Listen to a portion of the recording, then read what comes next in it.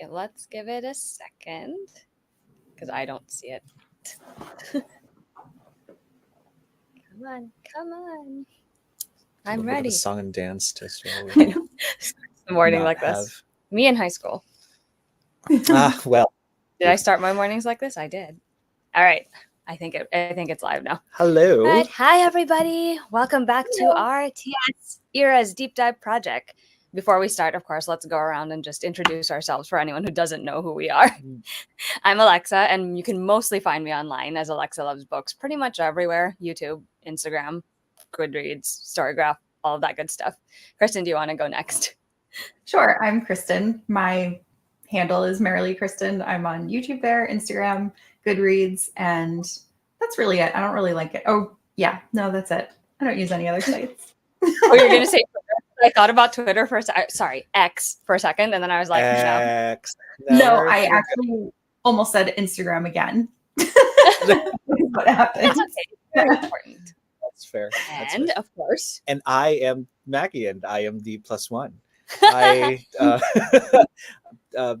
usually tag along for the blog and stuff. Well, what are you supposed to be doing this I am year? supposed to be doing a lot of things this year.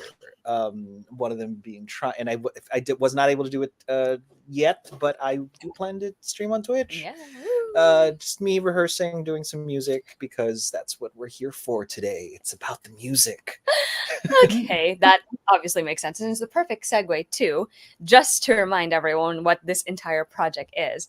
Kristin and Macky and I are going live once a month, more or less, through the entirety of this year. Who knows if it's going to bleed into next year? Let's be real. There's so much to talk about. To talk about Taylor Swift and all of her eras and albums. And yes, that includes the new one, but we will get to that in a moment. We will be deep diving into each era. We're going to be talking about the albums, of course, but we'll also be talking about her fashion, her romances, her life, a little bit of the history of what was going on at that time. And in terms of fandoms, Kristin is a little bit more of a Taylor Swift newbie, whereas I think Macky and I have been fans for like over a decade now. A little bit of a while. Since Speak Now for me, and a little earlier for you. Yeah, it's been a while.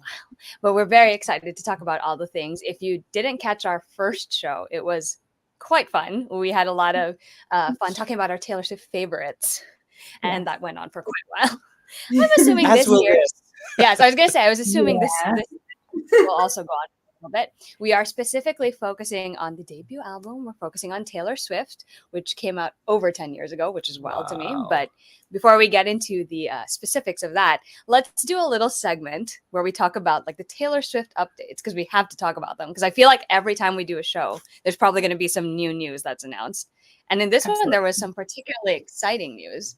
So two things. So at this year's Grammys, Taylor won 2 awards, right? Sweet. She won for Album of the Year and Best Pop Vocal Album, which is great because Midnights is great. It was for Midnights. She also dropped, out of nowhere, a surprise announcement where the rest of us clowns thought she was going to be like, Reputation, Taylor's version. It was not 100%. Reputation. Spoiler. She announced a completely new album dropping on April 19th, The Tortured Poets Department. So let's go with the easy stuff first. What did you think of what she wore to the Grammys? This is very important to me because I really loved her outfit at the Grammys. Personally, I really loved her outfit at the Grammys. It was very classic Hollywood with the white and the black gloves and the choker. Well, if we're gonna go in the clown car where her outfit matches the new album dropping, guess what? Yeah. It's exactly the Tortured Poets department. So it's all black and white, and But do you like all the rest of us like slightly clowning Taylor Swift fans who are like, Reputation, because it's black and white? Too classy for rep. That's exactly what I thought. Right? Fair point. Kristin, what did you like? I just say that looks pretty, but with you, like, what do you? I mean, it was pretty. Yeah. Well, what do you think? It was really pretty. I mean, so the whole time leading up to it, I totally thought that we were getting Reputation because that morning, like, Taylor changed her icons to black and white icons online. She had her website show an error code. And there was actually like a word that if you unscrambled it, it said red herring.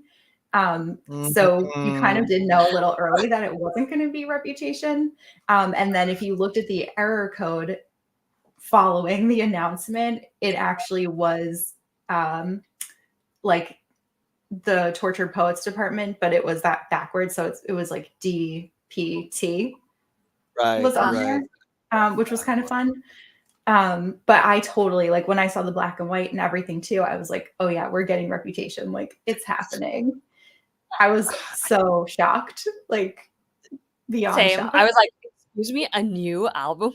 There is a clown car for every theory, and we are all just A whole train of clown cars. it's just we're all just here for in Taylor's circus. Like that's all that this is. We're her monkeys. She's the ringleader. We're the monkeys. That's really what. She also, 3 days before the Grammys, she unarchived a post on her Instagram that said that Reputation was coming in 3 days. So she like really went hard tricking everyone. She's just like she's just do whatever she fun. wants now. Like and we'll just say it. Taylor's actually kind of a benign Regina George in that sense, because I swear to God, benign Regina no, think George. about it, because there was that one scene in Mean Girls where it's like once Regina George punched me in the face. It was awesome. It's awesome. And we're not. No, there's no complaints. It's like she can do whatever she wants, and we will say yes, please, and thank you. So pretty much. Okay, yeah. But quickly before we move on to the next segment, thoughts on the album, like the title, the aesthetic, the track list, like any initial feelings about it, or like anything you've dug up, Kristin, specifically, like maybe you found something that you wanted to share with us. I feel like there's been a lot of. Here's the other thing. So the clown car was going in the wrong direction because we all thought it was Reputation, right? That's why it's the clown car. Yeah, the clown car is now going in multiple directions. Who knows which one is the correct clown car at this point? But anyway, okay, thoughts on Tortured Poets Department?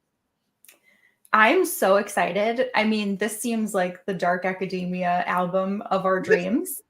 I think I'm specifically excited for But Daddy, I Love Him because it's a Little Mermaid line.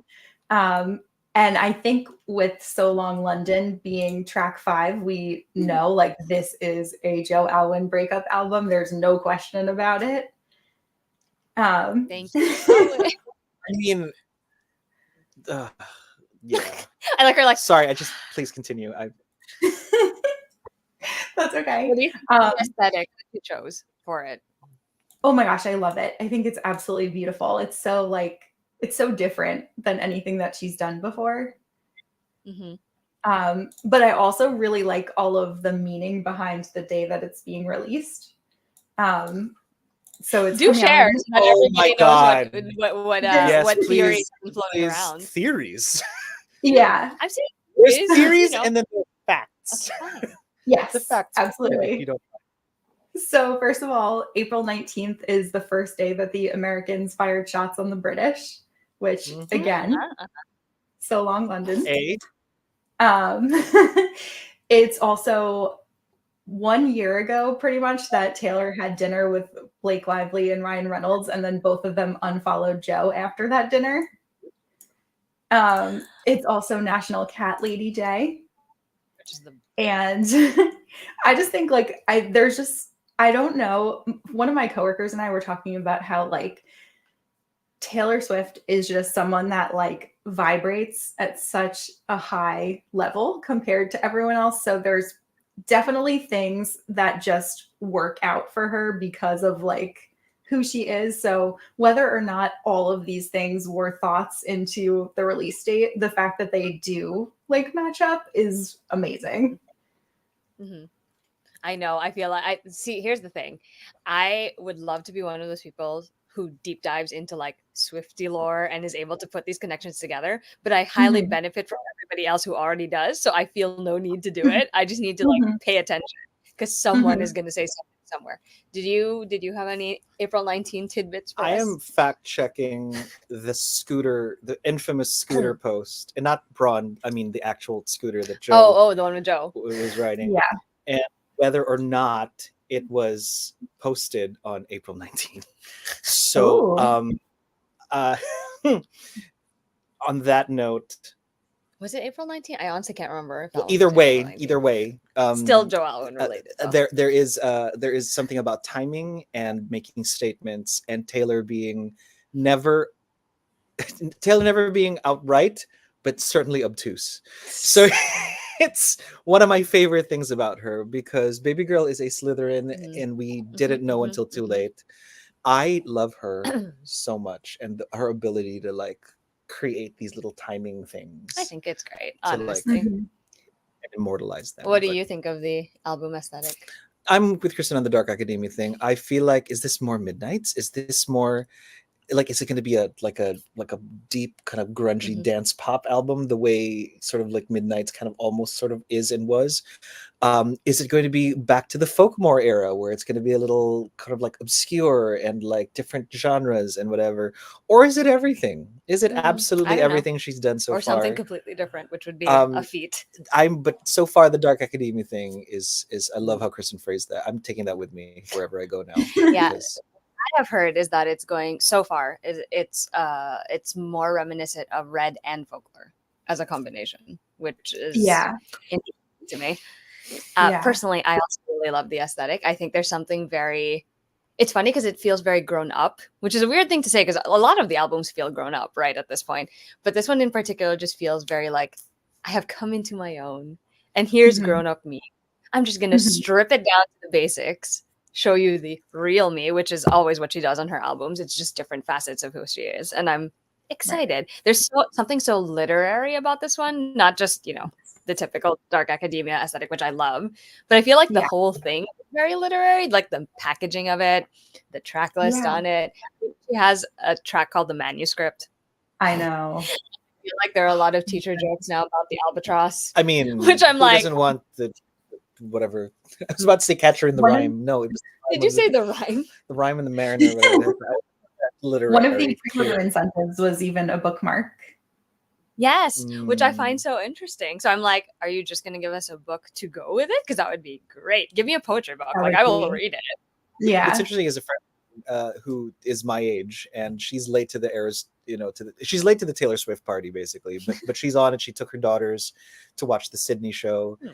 and Oh. we were texting about it. Leah, they're just like, "Oh, you went? That's so cool." And she's like, I was never like a fan in the past. But I feel like she's a poet masquerading as a pop star. Actually, And you know Oh, what? that's a very accurate description. Debut kind of proves it, doesn't it? Oh, yeah. Oh, and that's funny because I Yeah. wanted to say, not news, but can I just say the fact that she is having so much fun on the Eras Tour again? She's back on the Eras Tour. Obviously, for anyone who's a Taylor Swift fan, you probably know, but just in case you didn't, the Eras Tour started up again in February. But I love that her new thing with the secret song segment is to do mashups. Yeah. I am like I'm both living and dying a little on the inside for these mashups, but I think Yeah. it's just so fun. It's been so fun. I'm so curious if she'll change her set list at all to include songs from Tortured Poets as we Okay, you know what? That's what I'm wondering. Yeah. You know what? Because one of two things is going to happen. So you release an album, you tour the next year. So Mhm. she's either going to she's going to tour again, like after killing herself in the most amazing way. She's going to like pick up her stuff and she go, guys, we're going to do Tortured Poets again. And you know Time to what? tour again. We won't say no. We'll throw money at that. No, but we'll I be don't know. there. If that's- Right? Yeah. Yeah. But I don't know if that's the thing for her. So if she's gonna, and then it'll be weird if she doesn't tour next year. She's gonna tour 2 years from then, but then another album. But then the album should be like It's a little weird. yeah. So Kristen, to your Oh. point, yes. No, go Oh, for it. I also was thinking about how if you watched the Eras Tour movie, in that speech, she says like people were like, "Oh, what are you gonna do?" Like After do a concert for 5 albums, and there were only 4 that she hadn't done a concert for. So it seems like probably that is a plan. Oh yeah, no, that'll like I swear to God, like what if she does a tour for all the ones she never did a tour for? I mean, we'll see. But That would be really awesome. Then So you would get First your of all, lovers. Evermore.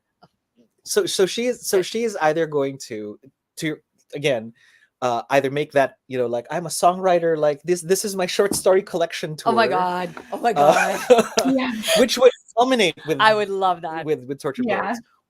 Or because she maybe is a human being and needs to rest, we'll probably that's true. create a tiny segment for Tortured Poets. Oh, maybe. Or begin to But where preview would you insert it?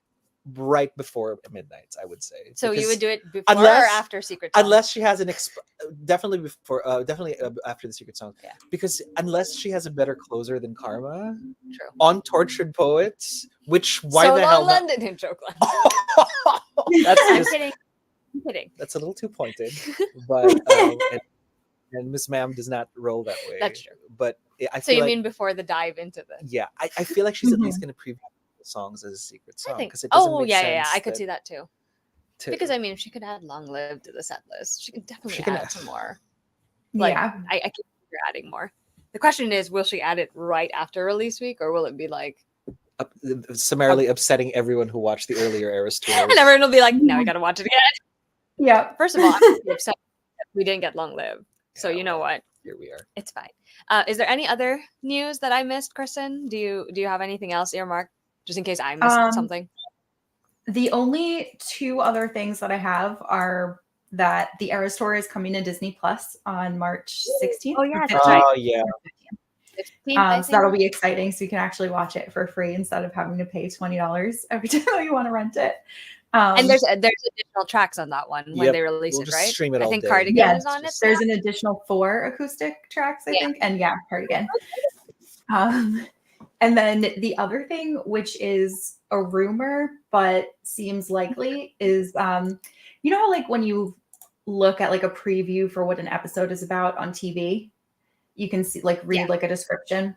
So Oh, yes, yeah. people, I guess, have been looking like at what's happening tomorrow. And for Good Morning America, the description says first look at the Eras Tour documentary trailer. Get So You Fun. know I'm what? hoping that's true. I would love that. would want that so bad. Same. I want to know her Yeah. thoughts. I just there. Yeah, okay. She I'm can have all my money. It's fine. signing up for that clown car. You're getting on board. Riding it Yeah. all the way to the All right. I think that's all of the Taylor Swift news that we have for Mhm. now. So now we can shift our focus all the way back to the beginning, or almost the beginning, and talk about debut. Yes. Talk about Taylor Swift. I have an entire paragraph about the history of it, which is we're gonna run through Love that it. real quick. But okay, so debut is an album personally for me that I actually didn't listen to first. I listened to it much Yeah, later. pretty much. Yeah. Yeah, which I think is all of our experience, right? But Yeah. this is her first studio album. It's one of the only ones that is pending a Taylor's version release, which will ultimately kill me and Mackie. So at some 100%. point, you probably will just be talking to our ghosts. a little bit. Yeah. It's gonna happen. Indisposed from. It was demise. released by Big Machine Records in North America, specifically on October 24, 2006. She was 16 years old, which is, Girl. and there were only 11 tracks in the original album. And then Yes. everything else, everywhere else in the world, we got it 2 years later, actually, Yeah. on March 18, 2008, which wild. So this is like the album that came after like years of her trying. She and her mom went to Nashville, and she, went around all these record labels with her little debuts, like her little like recorded CDs. Wow, that era, the recorded CDs era. And she was like 11 or 12. And, of course they turned her down at the time. I'm sure it was both the age and probably didn't all line gauntlet. up together Yeah. as well as they wanted. But even with the rejections, she didn't give up. She kept singing. She kept writing songs. She kept honing her craft. I remember she talked once about like she really studied guitar Mhm. and how to play it. And then at 13, she finally got signed by RCA Records Yep. after someone saw her sing the national anthem That at the video. US Open. I think it was like 2003-ish.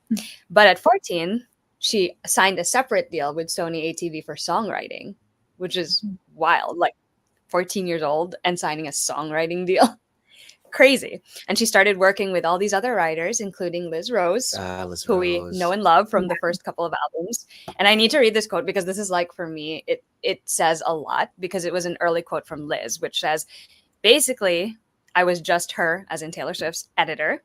She had a clear vision of what she was trying to say, and she'd come in with the most incredible hooks. And if that is not quintessential Taylor Swift, Yep. it's I don't know what else to say about it.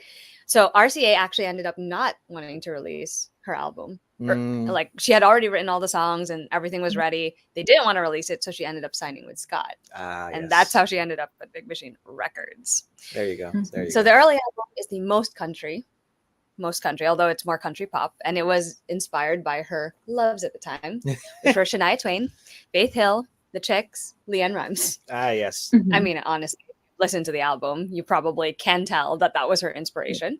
And then the overall sound is country in the instruments, which Macky is actually the one who pointed that out to me originally. Yep. Because it includes a lot of strings, right? It has the fiddle, the banjo, Yeah. and guitar, of course.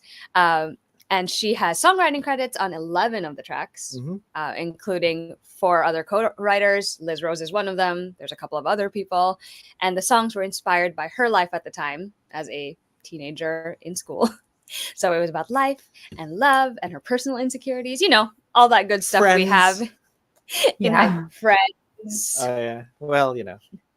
As for the packaging of that album itself, she's actually the one who did a lot of work on the cover design. So there's a lot of like doodles and stuff on it and like handwriting. And she did that. She like did it all herself. She drew it and everything. Yeah. And, you know, she took inspiration from the Beatles. Oh. And that's how she started doing her secret liner notes. Because they actually did that apparently. So she also has secret liner notes. And the aesthetic, according to Elle at the time, is like she's the next big thing, but also she's the girl next door. So it was like a weird, no, not weird. It was like an ironic mix of things. She kind of still is, though. That's what I think too. I was thinking that too. Right. Like I had a coworker fly in from like another state just because we had like whatever, and she was like, "Oh my god, I think she's my friend," and I'm like, "I think she's my friend too." We're all delusional in our little world that we think we know her. We live in a big clown It's like we think we know her because she has lived our lives. So and what doesn't bond people more than shared experiences? So that's true. So very true. Okay. So she is the girl. Couple of other things. This is one of the earlier albums where she used social media a lot to promote it. So she was on MySpace. She did a lot of YouTube videos, and she tried to really reach her specific audience, which is like teenagers like her. Yep. She also went on tour with a bunch of different artists, including Rascal Flatts, Brad Paisley, George Strait, and of course Faith Hill and Tim McGraw, which is awesome. Yeah. She was on a couple of TV shows, a couple of radio programs. There were 5 singles, and then this album had a couple of awards, accolades. It was the #1 top country album for 24 weeks. It was it peaked at #5 on the Billboard 200, and it was the longest charting album of the 2000s. She was nominated for, she didn't win, but she was nominated for New Female Vocalist of the Year at the 2007 Country Music Awards, the Horizon Award at the same, and then she was also nominated for Best New Artist at the Grammys and for Album of the Year at the Academy of Country Music Awards in 2008. She was also the youngest person to win the Nashville Songwriters Association Songwriter Artist of the Year Award at the time. And the album went certified 7 times platinum. And she is the first female solo country artist to write or co-write every song on her debut album. Wow. Which is wild. And critics praised the album. Like it was something a little different for the country genre then, because not a lot of people were writing about teenagers. Country was a little bit different back in the day. Right. No, it's everybody's childhood. For sure. As for commercially, it also was they called it a sleeper success because at the beginning it was like slow sales, but it kept building. Got it. Over the years. So before we get to the tracks, what do you think about the album overall? Kristin, do you wanna tell us how you felt about everything? You can talk about the aesthetic or the overall feel. How did you feel listening to it as someone who hadn't heard the whole thing before? Yeah, so I had never listened to this album all the way through ever before, and I honestly don't think I knew any of these songs before listening to it, except for Our Song, which she sang in the Eras tour. So this was like a totally new experience for me. And one thing that I found really funny is like, I just remember it being a thing, like growing up on Long Island, anytime that people would be like, "Oh, what kind of music do you like?" Most people would be like, "Oh, I like pretty much everything except country." And I feel like that's probably like why this never was on my radar, because it just people here just like didn't. Now it's the complete opposite. Like Long Island loves country music. But I think that just was probably why it wasn't like big here. So I was kind of like nervous not nervous, but like I thought that I wouldn't love it going into it because I'm still not like the biggest country music fan. Like I think it's fun, but I'm not like, you know, making an effort to listen to country songs. So but I ended up loving it. Like I was really surprised. I think that it's very clear that this is her first album. Yeah. And while there are some songs that I really love, like I think that they're still so great to this day. They hold up really well. There are definitely other songs that are very immature. I think her vocals are a little bit like harsh on the beginning album. And those have definitely gotten so much better as she's continued her career. But yeah, I honestly like just had so much fun listening to it. And I was kind of like dreading this one. So I'm glad that I found out she was like, I was shocked at how talented that she was just like from the get-go. Agreed. Yeah. What about you? No, I listen to like this album, like I'm looking at it again. It's like I feel like we know her, but to see somebody sort of like growth and to understand that yes, she was talented even then. And what I love most about this is she's so Liz Rose, right, talking about hooks, and that was Taylor's one of Taylor's greatest strengths. I think, and that's something that I feel like you can't really like. It's something that's more caught than it is taught, and it's something that you just kind of start with or you don't, because learning to turn a phrase gets tricky even if you're good at it, because because you're going to have to learn how to express the same feeling 18 million times using 18 million different words, and that takes a little bit of time and maturity as well. But you can't do that as easily, I feel, for musical hooks. And Taylor has like the core. You can get better, of course, but to start at that level, there are so many hooks in all of her. Literally every track has like, oh, that's a good hook. Oh, that's a good hook. And I feel like this is a perfect example of how Taylor was able to go, okay, this little segment of this chorus or this thing, how do I keep doing this? Because this is the good bit. Yeah. And she just kept focusing on that, I feel. And that's my little contribution to this lovely little we will get there. To this lovely little clam bake, as the Joker once said. Clam bake. I don't know, that's what he says when he was in the Red Hood movie. But my contribution, this little clam bake, is that little thread of, all right, this is what Taylor started out with, and she's like, let's trim all of the fluff and just take what's yummy and good and keep hammering away at that. And suddenly it's like, suddenly all of her songs are suddenly just that, I want to say, trimmed down to just the good pieces. Because you'll see a lot of frills and fluff, you know, from a musical perspective around her hooks. Yeah. And so for me to and then to hear her voice, she is a child. She's 16. And she knows what she wants. And as somebody who struggled with sort of dysphoria for like years of just like not liking your voice, for her to put herself out there and you know, just like, you know what, the critics are going to say what they want. She's not traditionally sound like, she's not like out the gate, she's not Leanne Rimes belting like 16 million notes. And so what I've had to learn is as long as you're in tune, you're on time, and here's where the last piece, and your voice isn't necessarily like the most annoying sounding, and that's either just like too nasal or too whatever. Anyway, I don't want to bore you with the science of that.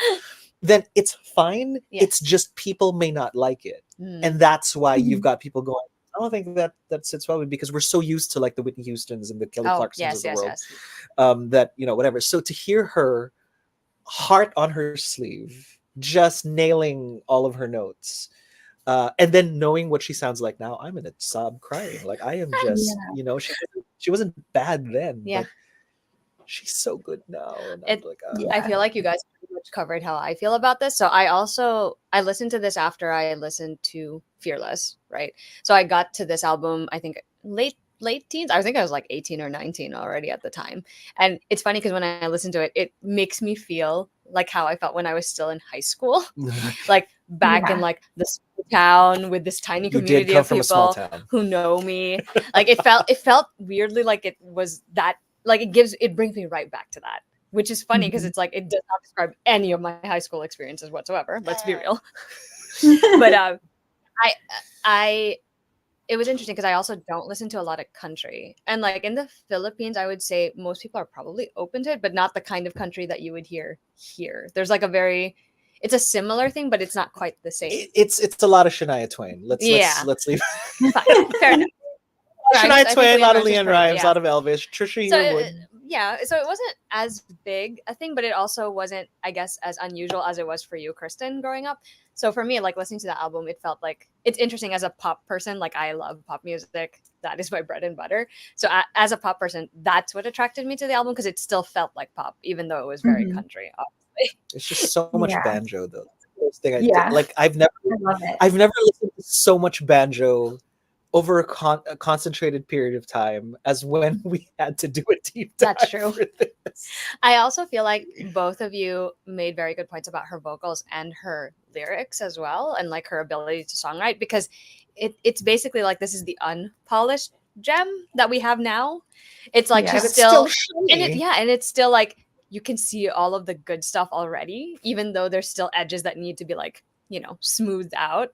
It's all there. Like I'm still very impressed by the songwriting because I'm like, who do I know that at like 12 or 13 was like, I'm gonna write a song and these are the words I'll use in it. But look at how wild this discussion is, and we're talking about like unpolished gem. This album went 7 times platinum. Right? No, but it's like so interesting because like all the hallmarks of what she is now.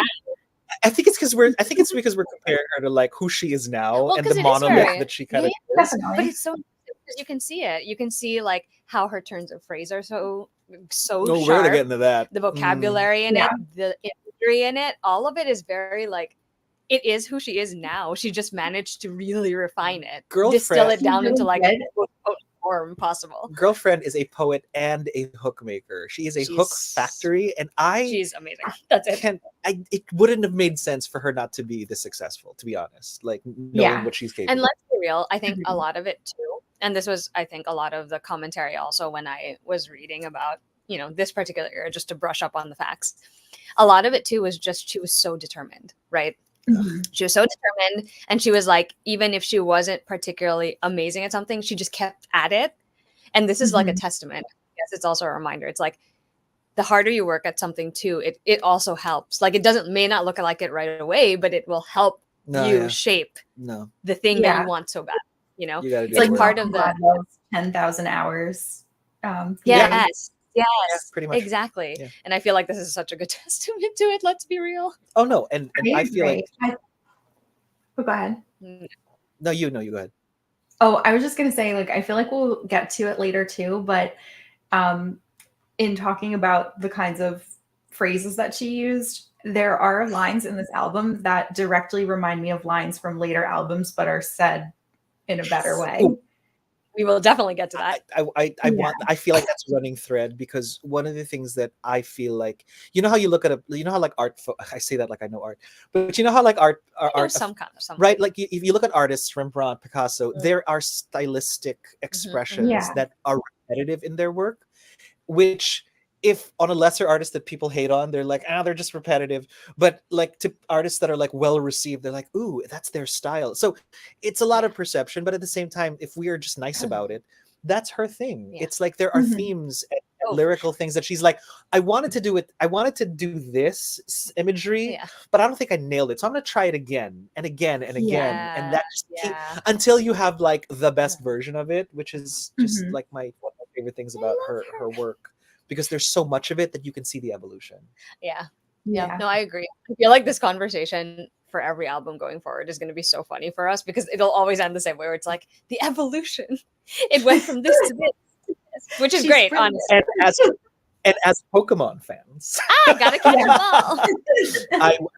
We are big on like stylistic differences per evolution and how they keep things and so I would argue that with Pokemon, they usually get uglier as they evolve, and Taylor's just gotten better and better, like her fashion and everything. It's all been upgraded. And beauty and proportion to strength, right? So that's gonna be awesome. So that's my little thing. It's like the stylistic. Yeah, sort of like I'm also gonna assume that none of us actually own that album. No, like the actual. I actually know somebody that does, and I don't have the and urge, I though, remember for sure. flying to the States like over the summer, like I was like 19 or whatever that was, Must have and been, we yeah. were talking about music with my dad's like my dad's best friend and his kids, and I was out with his kids, and one of his kids was like, "Yo, you listen to Taylor Swift?" And I'm just like, "Who?" And then he shows like, and then he mentions like a couple of songs that I may have heard on the radio. I'm just like, "Oh yeah, I mean she's all right. I mean she's country. That's cool." So I know I love swear, Taylor Swift. I swear, this person, if you're still friends, well, which I Of assume you course, I'm guys sorry. are, he's probably like, remember that time? No, he's super old school, like old school, and he's just like, nah, country was the best. And so and so he stopped there. He literally stopped at Oh, debut no. and just I do never know listened people like that, and just actually. never listened to this Yeah. day, just like, nah, it's pop. And I'm like, whatever, love what you love.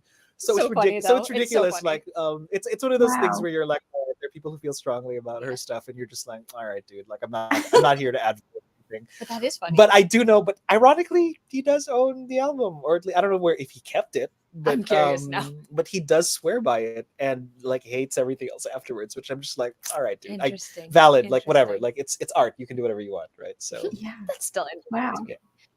yeah, wild. Okay. Now we can go into the tracks, which I think is the part we're all looking forward to the most. Wow, here we go. And Yes. while we're talking about tracks, we'll also mention the ones that have music videos and all of that, just, to Yeah. streamline this discussion. And I will also mention if it was an actual single or not. Oh, very nice. All So right. the first track is one that I'm sure we all know, which is Tim McGraw. It was a single, as a matter of fact.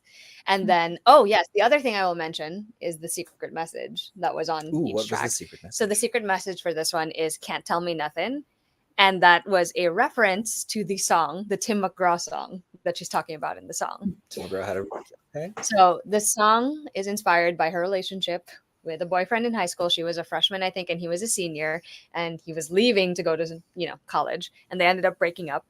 And she basically wanted him to be able to reminisce about their relationship in a very fond, Wow. nostalgic light. All right. Do you want to go first this time and tell us what you think of Tim McGraw as a song? It just feels like the quintessential benign breakup song. It's one of the nicest breakup songs. It's one of the nicest Yeah. breakup Her songs.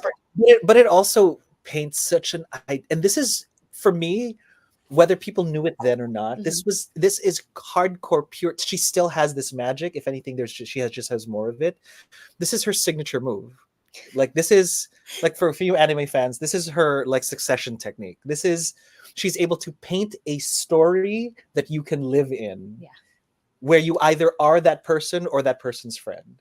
Because like the Georgia Eyes line, like the Georgia Sky Star, whatever that line.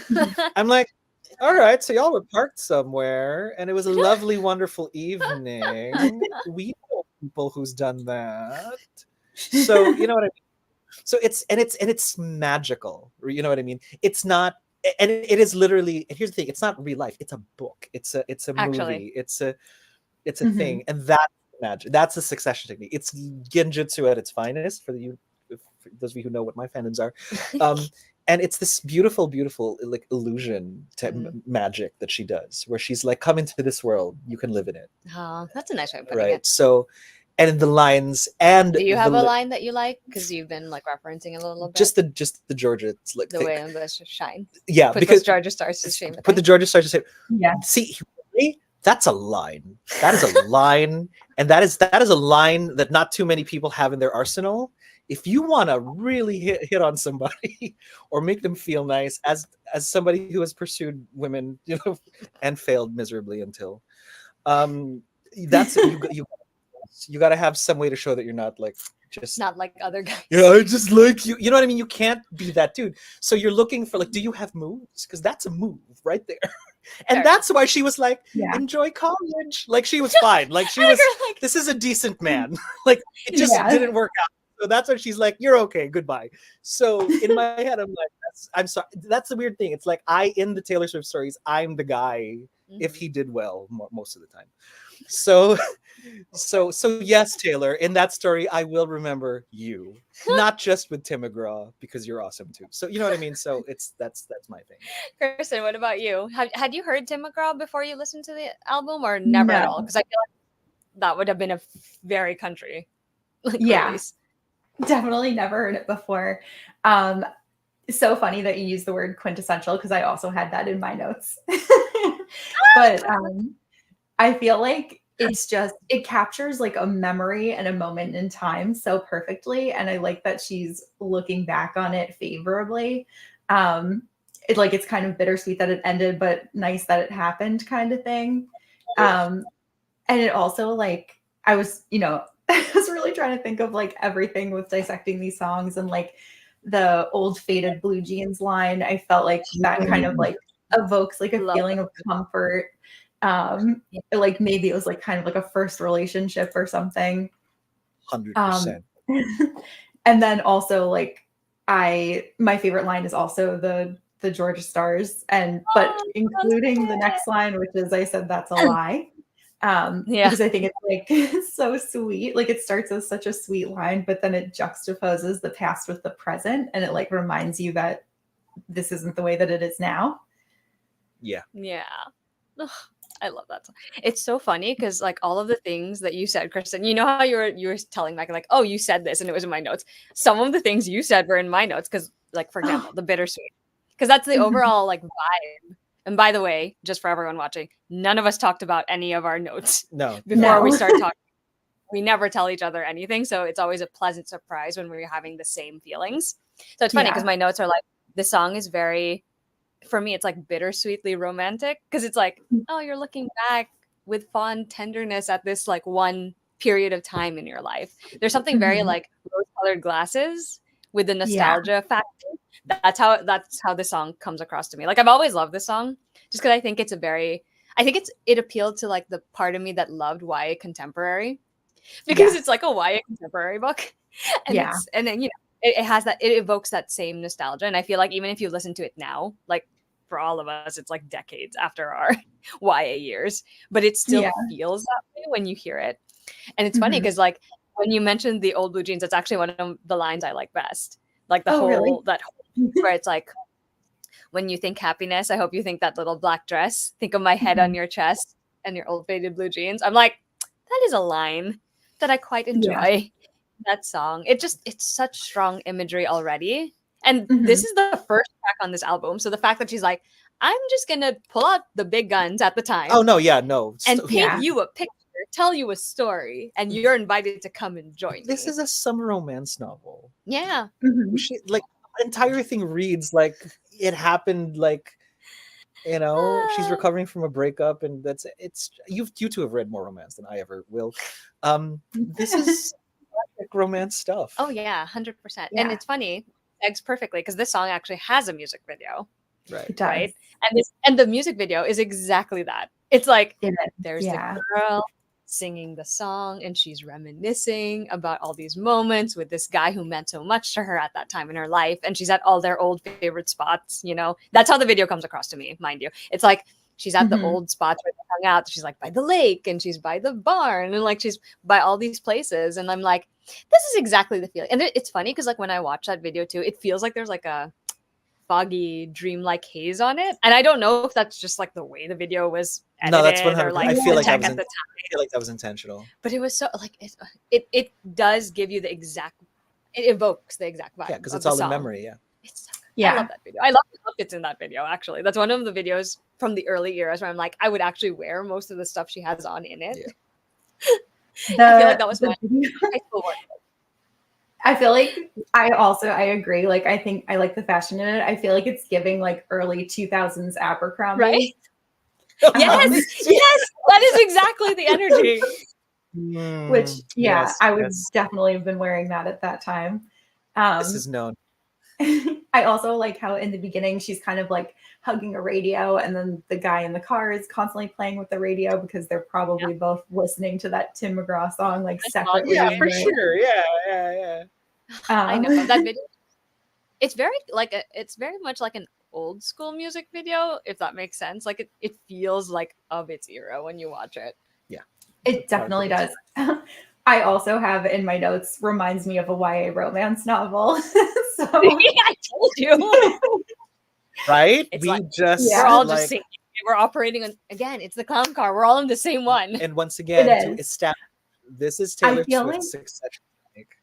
it's also like all of the scenes in the video have like such an innocence to them. Like they're stargazing, they're holding hands, there's like a kiss on the cheek, they're slow dancing in the moonlight. So I feel like that is all very YA romance. And then specifically also like it reminds me a little bit of To All the Boys I Loved Before with Lara Jean having all of those old letters in her hat box, except, you know, Taylor loves a handwritten letter. She does. Taylor just kind of like, yeah, that's the energy. That's actually true. I would feel the same way. I feel the same way about that. Listen, there's people who love handwritten letters and the idea of it, but never writes them. And then there's people who actually writes them, like Taylor Swift, and like that. I 100% feel like that letter's still in a box somewhere for that dude that from 3 summers ago. Oh, I bet. I would. Why think so 100% that's real. Like, and even if it's not, who cares? She, like, there's enough diary she entries. Immortalized him in a song. There's enough diary entries, I'm sure, to go. I've been in love with this boy for like 3 years now. Oh yeah. I can see that. Before we wrap up this song, have either of you actually listened to the Tim McGraw song? Because I haven't. I've never heard this Tim McGraw song because I don't listen to a lot of country, so I've never heard the song. I was going to do it. Okay, there you go. Fun facts. Okay, next song, and this is like a total departure. Oh, before we go on, I have a couple of other like facts that I found out about it. Oh, please. So the actor in the music video is Clayton Collins, and he was cast because he looks similar to the guy that Taylor was dating that inspired the song. I mean, honestly, go. That looks like a pattern. Did not think of it that way, but yes. And then I also like this one, like technically isn't included. It's not a music video, but Taylor did get to perform this song at the American Country Music Awards in front of Tim McGraw and like get to shake his hand after she finished. She like was kind of like singing on stage, and then she like walked toward him and Faith Hill and was singing like in front of them. And then as soon as she like finished, she like put out her hand and was like, "Hi, I'm Taylor." And I just thought that was so cute. I just like can't imagine like what a big moment that must have been for her, like writing a song about her, like a country icon, and then not only getting to perform it like in front of him, but then like getting to talk to him after and like have him be a captive audience because he has no choice but to listen. Like it was just so cool.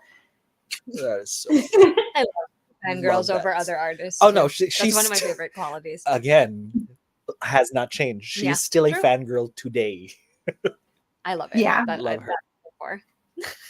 Love that. Okay, do you have any more, Kristin, or was there the two things you wanted to mention? That's it. All right, we're gonna move on to the next song, which is like a complete departure in tone from Tim McGraw, which I find very funny because it like having them be next to each other on the album is funny to me. And the song is "Picture to Burn," which was also a single. And the secret message for this one is date nice boys because that's great advice. And one of the facts I guess we should mention early on is that the lyrics of the song were modified. The original. Really? One of the original lyrics was "That's fine, I'll tell Mom you're gay." Okay. Yeah, and it was transformed into "That's fine, you won't mind if I say," which personally I prefer. There are infinitely better. 2 floating theories about this song. So the first one is that she wrote it about a guy she didn't actually date. They almost did, but it bothered her that he was so cocky and so arrogant. So she wrote an entire song about it, which I find very funny. Yeah. And the second one is that it is about a high school boyfriend who cheated on her with the person who is now his wife. Oh. And they were interviewed like years later about this, and they just find it funny. So, Kristin, I think you should go first this time. What did you think of "Picture to Burn"? So this is actually my favorite song on the album now. I just love this song. It's such a fun, like hatred breakup song that you can just like scream along to. And I feel like this is really where we see like Petty Taylor emerge, and I'm here for it. Yeah. Oh, it's the first iteration. I feel like like going back to what we were saying earlier, like revenge is a theme that we see time and time again from Taylor. And this one, it just starts it all with, plotting to date all of his best friends, singing about how much he hates his dumb car. I just love it. I just think it's so great. This Like, this has a favorite side character energy. Like this is a B yeah, plot to the romance of Tim McGraw. Like this is her best friend Ah, who's like, "Girl, I know your boyfriend's leaving, but mine sucked." And then just like and we said this like early, like before we like actually did this live stream. This is like the that line, "Stupid old pickup truck, you never let me drive," is the whole music in my brain lately. I don't know why. There's something there's something like just defiant and indignant about it, that and even musically and lyrically, it works so well. it really does. It's funny because I love that Kristin said the petty thing, because that's also in my notes, because I was like, this is the first time you hear her being petty in a song, because it Yeah. is. I love it's And so I great. agree with you. Yeah, I agree with you. It's one of the songs where I'm like, if you sing it at the top of your lungs when you're in that particular mood, it's like it's just cathartic. it's just so cathartic, and it's fun. Yeah. Like it's not hard to sing too, which is one of the nice things about it. I also really enjoyed the song. This was like one of the early ones where I was like, I've never experienced this, whatever happens in the song, right? Like I've never had that experience, but I Yeah. still want to sing as if I have. Because that's how Taylor is, right? Inviting you into the story and being like, you can be the character in it. Yeah. But I do really like the lyrics in this one. One of my favorite lines that she's ever written is actually in this song, because I really love the Oh. "Watch me strike a match on all my wasted time. As far as I'm concerned, you're just another picture to burn." I'm like, That was mic the drop, line I let's had for my favorite too. see, because isn't it such a good line? I'm just like, Yeah. oh, it's the perfect image, right? Oh yeah. Because she's like, you're a waste of time. I don't need to spend any more energy on you. Bye. And then Exactly. slides It's like I'm so mad. So like I've written this entire song about how much you suck, but also Right? like you're not that big of a deal. So She's like, bye. I moving guess you're. I on. guess you're. Yeah. This is also. Wait, I forgot. You didn't really say much about your reaction, unless that was pretty much the summary of Like it. I just like it's the whole music in my head. And no, burning things is a huge like fire. Oh, that's true. Fire and burning She is does. a thing Yeah. that Taylor explores. Yeah. in her songs. And I can already think of one other angry breakup song that involves Fire and matches and burning. fire and fireworks. But we'll get to that when I do my thing. Yeah, it's interesting actually. Two eras from now. Now that you talked about that, I feel like it triggered the fact that we didn't mention this, but it does often come up in her songs too. It's like letters and photos. Letters, and, like photos, looking fire, back at those yeah. things, they tend Yeah. to also be most of her songs. This is an entire it's a literary college course on Someone should teach a like Taylor Swift on course. thematics. Like that's my thing. It's like analyzing lyric and just like her turns of phrase. And seeing the themes pop up over again. I'm gonna end up like that meme with a dude with like the strings in the back and like the board, and I'm just freaking out with my hair in 8 places. And I thought maybe that's not the best way to go about this live stream. So I'm gonna keep. I'll be the lady with the formulas, and she's just like. But to that point, how lucky are we that we have this? Because handwritten notes and letters and everything is definitely not a thing for teenagers nowadays. Like this could have been so different if it like a Gen Z person would not be able to write this album that Taylor has written. Like they wouldn't have those experiences. No one has physical photographs anymore. Everything is digital. True. It would have been like a ton of like texts that they saved or memes that but there's something I don't think it's quite as satisfying to like swipe and delete a text message versus like actually burn. It'll be interesting how like 2 generations from now people capture like the nostalgia and the childhood. Delete an entire folder, right? Because I feel like there's something about like this sort of like the millennial era and a little bit of late Gen X that we were raised on magic. I think that's the that's the difference. That's why Taylor's succession technique works, is because she's weaving magic that we wish we had or already have in our lives, and immortalizing them into like one of our favorite things, which is music. Yeah, agreed. Yeah, and full on songs, not just like the little like 1 minute 30-second tracks that are still good to these days. But a lot of the younger artists, when they write, they don't do albums anymore. They do like just these little singles and etc. And I'm quoting Beyonce a little bit, because why wouldn't I? But because that's an era that has, you know, that is changing true. That's swiftly, true. and there's only and we're the old me. I'm Literally. the older one. Old guard. Yeah, we're the older guard now ish. You know, Which is we're the wild, ones who right? are doing the things to top in the charts, and so it's so yeah, it's her magic, and her magic veers petty, and I love that. It has its petty If side. she wrote Petty Poets department, Petty that's where Poets I would be department? in. Because Tortured, I that's mean, daily, but it seems like it will be based on the track titles. Like, Mhm. how I think could so it too. not? yeah. So I almost feel like Tortured is a dig on Joe Maybe. because they had a group chat, but that's not here for us discuss. We're not going to discuss that yet. Okay, yeah, but- this one also has a music video. Oh, does it? Yes. Okay. Yes, and I want Love Kristin to it. tell us what she thought of the video because I was waiting for her. This is the one video on this album where I was like, I just want to know what Kristin's reaction is to it because this is my favorite of all the videos for this album. This is my favorite video. I'm obsessed. I actually made Andrew watch it the other day because I was like, you have to watch this music video. It's so good. And he was like, like- oh God, okay. I can't wait for Andrew's corner. Okay, let's go. But okay, so this video starts with Taylor and her best friend spying on her ex. And this is my high school experience. I've never been the Taylor in this scenario, but I have many times been the best friend sitting in the car spying. Sure, yeah, no, 100%. So that like just right off the bat immediately brought me back to high school. Like I felt like I was there. And I think I love like how the image of the guy and his new girlfriend kissing bursts into flames and then transitions to Taylor on stage singing. And then the first line of the song is like, face the obvious, I didn't get my perfect fantasy. And then at the end of the video, you find out that everything that happened during the video of her like getting revenge on them was all just in her mind. And she's still like sitting in that car. So I just thought that was brilliant. Perfect. Oh God, I love that video. And this is the video where you're with your wedding hair, Kristin, right?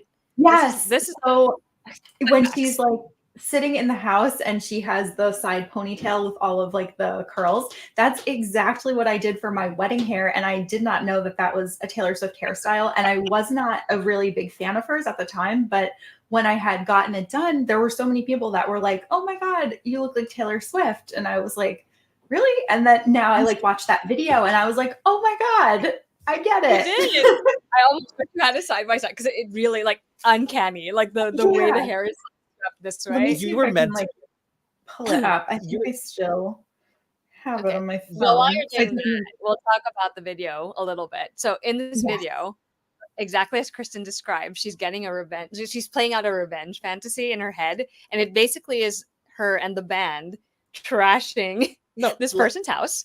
Yeah. It's great. I love it It's because it's so like the good. earliest revenge Taylor vibes we're getting with the black and like the revenge in the house. It's very vigilante shit. And Abigail is in the video. She's the best. Oh, friend I in the love car. that. I love Yeah. They're sitting first in the car. sighting of Abigail. And it's just it's such a fun video. It's one of the ones So with an fun. actual narrative. Like there's a narrative thread in the video because like Tim McGraw has Mhm. the imagery, but it tells you a story, but it's not linearly Yeah. done. This one is like, as Kristin says, it's really clever because of the way they framed it. So there's an actual like story to it.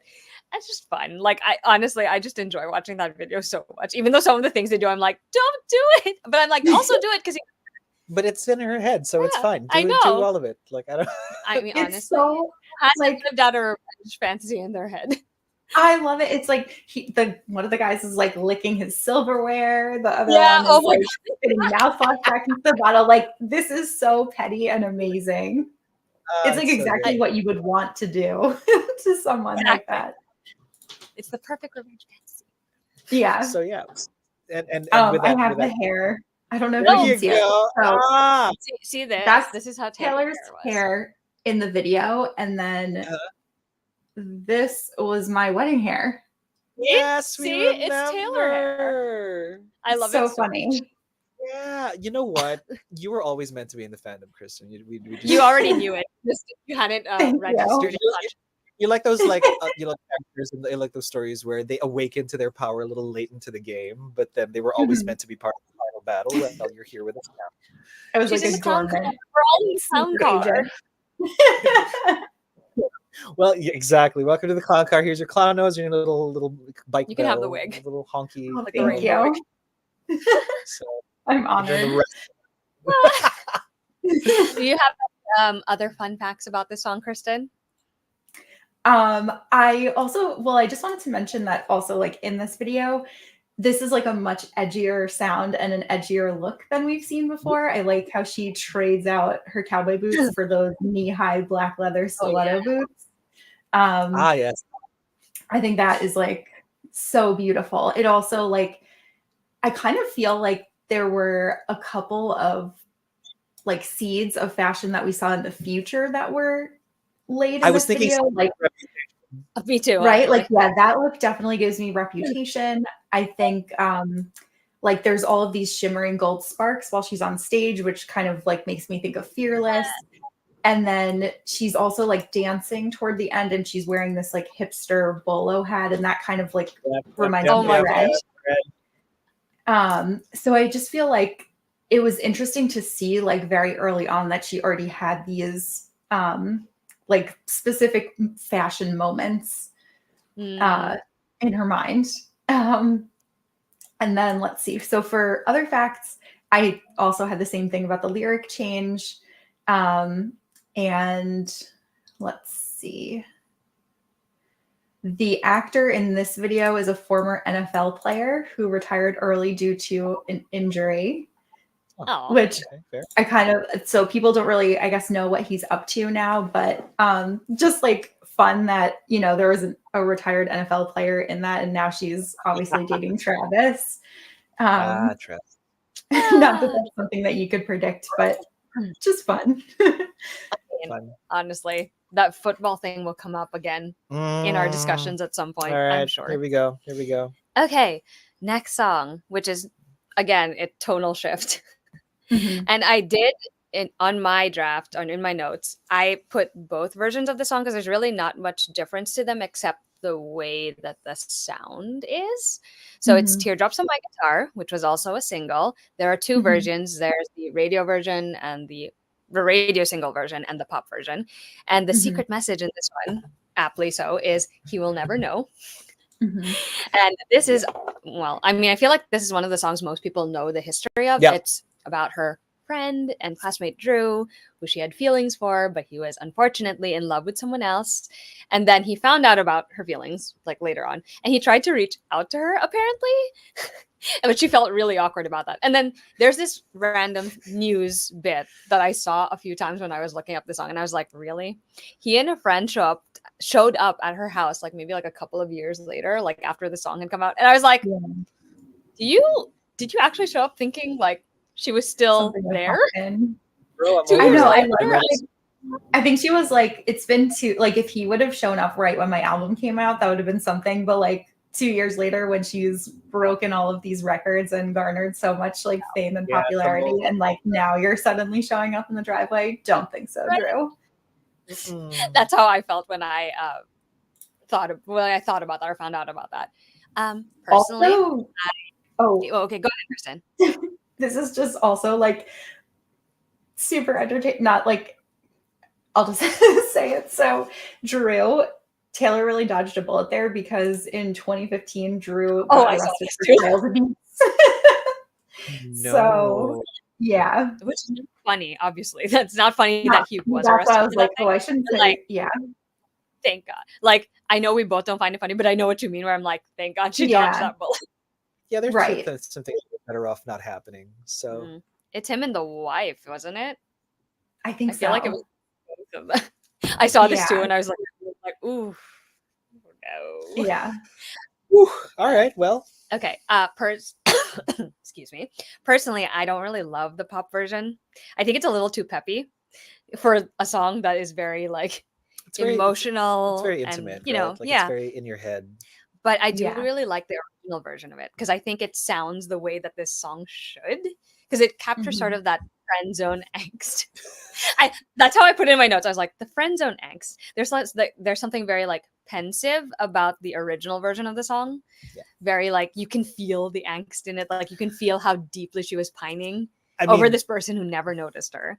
I mean, heartbreak, like guitar strings are like a thing, like both Mhm. as the soundtrack and while you're like crying over your guitar. Like that's I say we've all done that, like we've all done that, but we've all done that. I'm guessing. Did you like? Is this like one of the songs you liked on the album the best? No. maybe? I appreciated it, but it's not necessarily my jam. Also, I don't like seeing myself up on screen. So I don't want to. Yeah, actually, this is one of the songs where like I like it a lot, but Mhm. it's also not one where I return to and listen to it very often. And I just don't know if it's like the vibe of the song because it just doesn't generally fit my overall personality, I guess. Yeah, I'm kind of is what it over is. Requited Love. Yeah. Kinda. But I do really like the lyrics in it. Oh no, the lyrics are fantastic. Like Yeah. Teardrops on My Guitar is such an apt description for like your friend next. Yeah. He's the reason Mhm. for the teardrops on my guitar. This is the era where Taylor was using so many words to get to a point. Mm. Mhm. Not in a bad, but because later on in her later work, I feel like her use of many words are more musical than they Oh, are yes. than they are lyrical. Yeah. You know what I mean? Like because they're keyed to the music, like dress. But let's We'll get to that we'll get to that eventually. But here, Yeah. this was the era where she's like, yeah, and it flows in the narrative and all of these words, and they're all pretty. And so Yeah, she uses a lot of words It's in very the song, frilly. actually.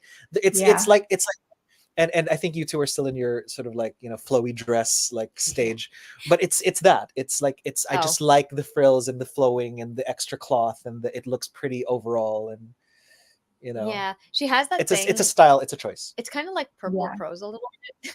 Little You bit. know, how, like when Mhm. you're I don't know if Kristin has this experience, but when you were a teenager, if you ever kept a journal, when you would write down your feelings and like talk about them, Yeah. did you also do the thing where like I've read some of mine and I'm like I was like you do a little bit where you like over exaggerate it, where it's a Mhm. little more dramatic than it actually, because when you're looking at it as an adult, you're like, oh, that situation didn't call for like 3 paragraphs of you talking about. But at the same time, like Right. at the time that's what I felt. And this is sort of how that song is. Please, my very long journal Yeah. entries are never self-indulgent, and I don't know what you're talking about. They're That's such a never. great analogy. Right. It's interesting because like the chorus, especially like the whole when it starts with he's the reason for the teardrops on my guitar. That entire paragraph for the chorus, that feels like a journal entry. Because she's just It writing does. about like all the ways that it feels. My favorite line actually is he's the song in the car. I keep singing. I don't know why I do. Because I Mhm. love that because it's like every day you hear the song, it's a part of your life and you can't escape it. But you Mhm. know it's like never gonna be yours. So you're just like, no. Anyway, Kristin, what Right. do you think of Teardrops on My Guitar? I feel like that one you may have encountered. I feel like it got played a lot. Nope. Like that's never one heard of it. the wild. And So for think this so? one, just like echoing what you guys said, it's a song about unrequited love. It's like painful because it doesn't even register to the guy that she's in love with him. My favorite lyric in this one is the only one who's got enough of me to break my heart, because that's like essentially what love is giving yourself to someone else and trusting them with your heart. what a lie. Obviously, it's not like both of them aren't doing it, so it's different. It's very teenage in that sense. And then can I talk about the music video? Because Yes, I was gonna say segue into it. First of all, can I just be like Tyler Hilton? Let's go. yes, that is the first thing that I have written is Tyler Hilton in all caps. Yeah. Honestly, I that just was the reaction when I saw the video for the first time like years ago. I was like, I Yeah. know that guy. So that I was laugh like, is not. whoa. Who's Taylor Hilton? Uh, I was Kristen, laughing because you both. do I was laughing because do you you want both to like. educate? Do you want to Yes, educate my fan please. who Tyler Hilton is? If you don't mind. So please. why I know Taylor Hilton is from One Tree Hill. Same. Tree. Yeah. Okay. So that was really exciting to see him like pop up. I believe Mhm. he also is a singer, and I think he also, had music too, but I really knew him from One Tree Hill. Which he was also a singer on One Tree Hill, Yes. right? Yeah. He was a celebrity. Yeah. But yeah. So I also just love like so the blue green 2000s prom dress to me is so like Jessica McClintock. Like it reminds me of going to the mall and like trying on Jessica McClintock dresses with friends, even when we were not going to prom. Like it was just that was just like what you did on the weekend. It was like you just go and try on these prom dresses. um, and I think the music video is so well done because you see her like so sad and alone in her room. She's all dressed up and ready to go, but this guy obviously doesn't notice her, and it's almost like she's just like waiting for him to make a call so that she can drop whatever she's doing and like go out and meet him. But obviously she's just, you know, crying alone in bed, all dressed up. So I think that that is like, I just thought that was so nice. And then I also think that the video has so many fun, like rom-com beats that we see. Like, I love that we're in the library for a little part of it. And like, she's laughing. So like probably laughing more than whatever this guy just said. Like, it's probably not that funny because she likes him. She's like laughing. And then like when he walks into the room and they're doing like a chemistry experiment, she's not paying attention because she's looking at him and the whole thing like overflows. It's almost like, you know, kind of a metaphor for her heart, like that she's so in love with this guy. So I just felt like it just reminded me of like a classic like rom-com, and I really loved it. Yeah, I like it too. I agree with the rom-com thing because honestly, that's the energy. Like the teen rom-coms that we all grew up on, that's the energy that entire music video has, and it captures the friend zone thing really well. Because I feel like in your head, obviously to the other person they wouldn't notice, right? But like in your head, it's the biggest thing in your world, right? Yeah. So that video is able to capture that is so perfect. My other comment about the part in the bedroom is that it feels very much like a pining romance heroine. Like it is like the most exaggerated version of that because of the way she's dressed. Like it would be one thing if she were like in her pajamas or like in like a normal school outfit, but no, she's like elaborately dressed. There's a fireplace part. Like that's why like for me it's like a pining romance heroine. Like that is the energy of that entire segment, which I find very amusing because I'm like the dress makes her look a little bit older too than what she's like. She looks like someone who's dressing up a little bit old. You know, like how we all tried to dress a little older than we look. So it's funny to me because I'm like, this could be in a romance novel because she's like standing by the fireplace and like singing. Yeah. What's funny is when folk out, everybody thought that Taylor just dropped the best like short story collection in the world. No, she already had one. Baby Girl's been dropping short story collections since debut. So I'm saying this is the YA short story collection. Basically. I mean, Yeah. the genre is different, and the musical genre kind of throws people off. But it's the same. But think about it. This is the YA romance like the YA summer romance collection. Summer. Oh my god. Every single story could happen in the same little town. Yeah, actually, that's kind of the energy I Right? get from it Like too. you could do Debut the musical, and it'll just be like that's great. It'll be like Love Actually, but all of the characters are just all of the songs in Debut. It's all Taylor, but just different versions. It's her Taylor and her friends. So I love that. Any other fun facts about this song, Kristin? Do you have anything else? No, I don't. Yeah, okay. Then we'll move on to the next song. Next song is not a single. It's A Place in This World. The secret message in that one is I found it, which is a nice thing if you think about what the song is about. It's basically just her angsting about not knowing or not having a place where she belongs.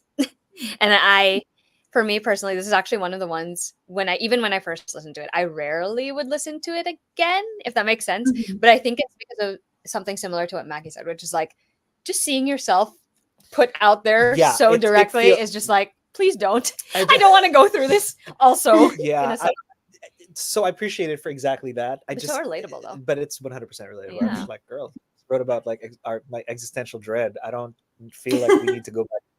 That's actually how it felt to me. It's like, this is how I feel right now. And I don't like, I love it, but I also like do not need to hear it over and over again because it's already playing over and over again in my head. It's like, I beat that dungeon and I don't want to go back in. Like, I don't, like, that's a level. That's a good reference for it. I don't have to restart that level to get like 3 stars on the rating. We finished that game. Calling me out, sir. I feel like I'm called out for the 3 stars. But it's good. But you know what I also felt like listen to it now, it's also like she's kind of trying to find her footing as a musical artist. Yep. Like that's also the energy Oh, whatever, like from that song substitute too. for I like that it still sounds optimistic though. Like it's upbeat Yeah. enough where it's like she is having this like crisis over it, but she's optimistic that she will find it. If that makes any sense. Agreed. You know, fits in with the secret liner note in that one, which is like she found it, which like let's be real, she did. At least in the Yeah. music sense. Possibly in the friend sense. she found it, she owns it. She owns us, Yeah. right? Anyway. What do you think of it, Kristin? So you said a lot of the things that I also had in my notes. Like, I also really like that it's positive. I feel like that it's also interesting to see someone so young accepting that, you know, you're going to make mistakes, but it's still going to be okay. Yeah.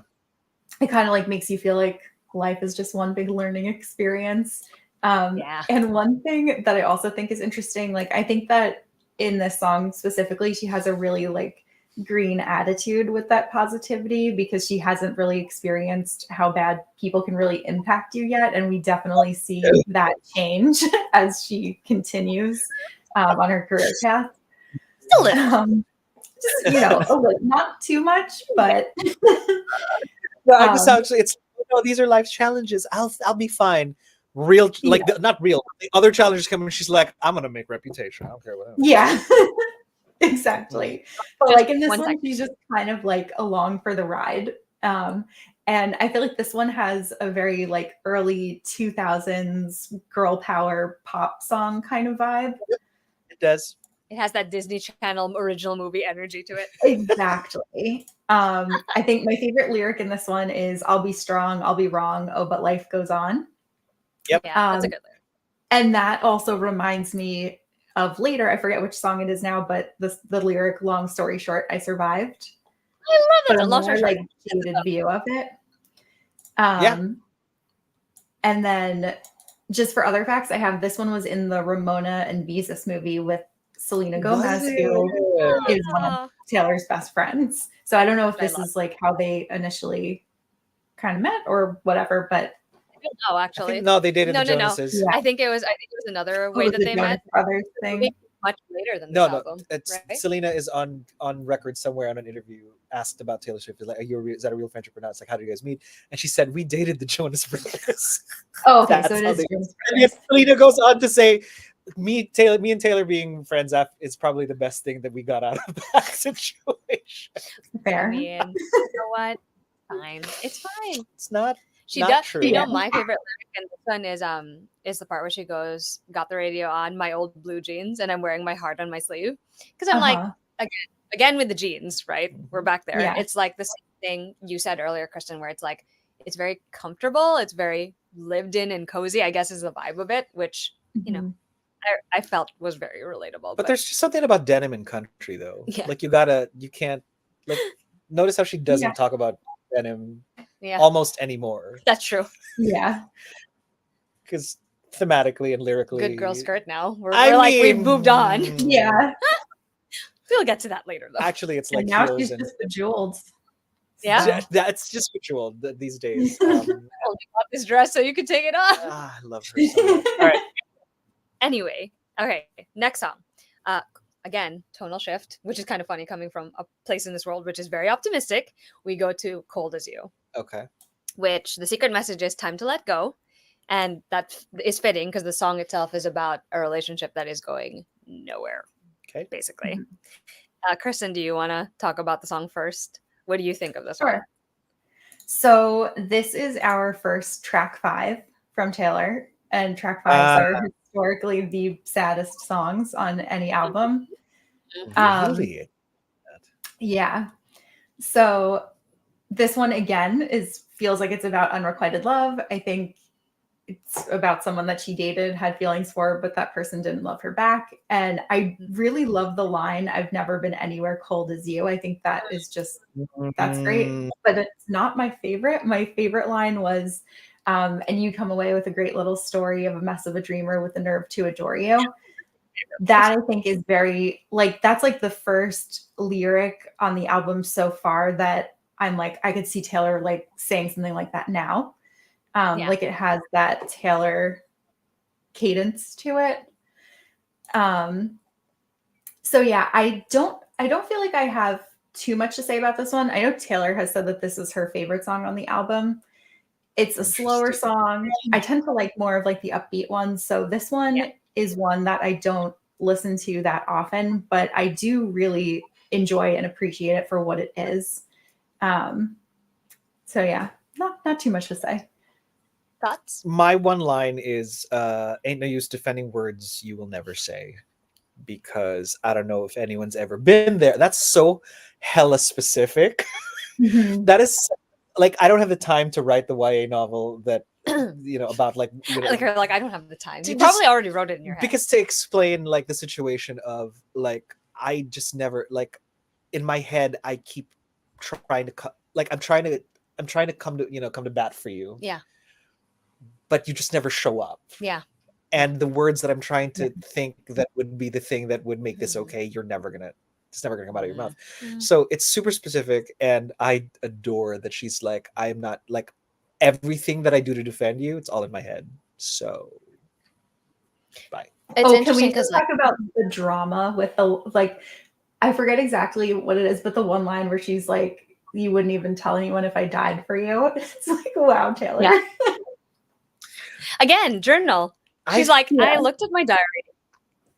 But I don't know that she's too wrong either. I mean, not that people won't like, oh, my girlfriend died, but like, not that they're not going to do that, but just there's going to be like, you're not going to cry out tears for me, dude. That's like, true. you're just, oh shoot, she's dead. You know what I mean? So yes, super dramatic, but I guess as somebody from Team Red, yeah, 100%. We clock people like that.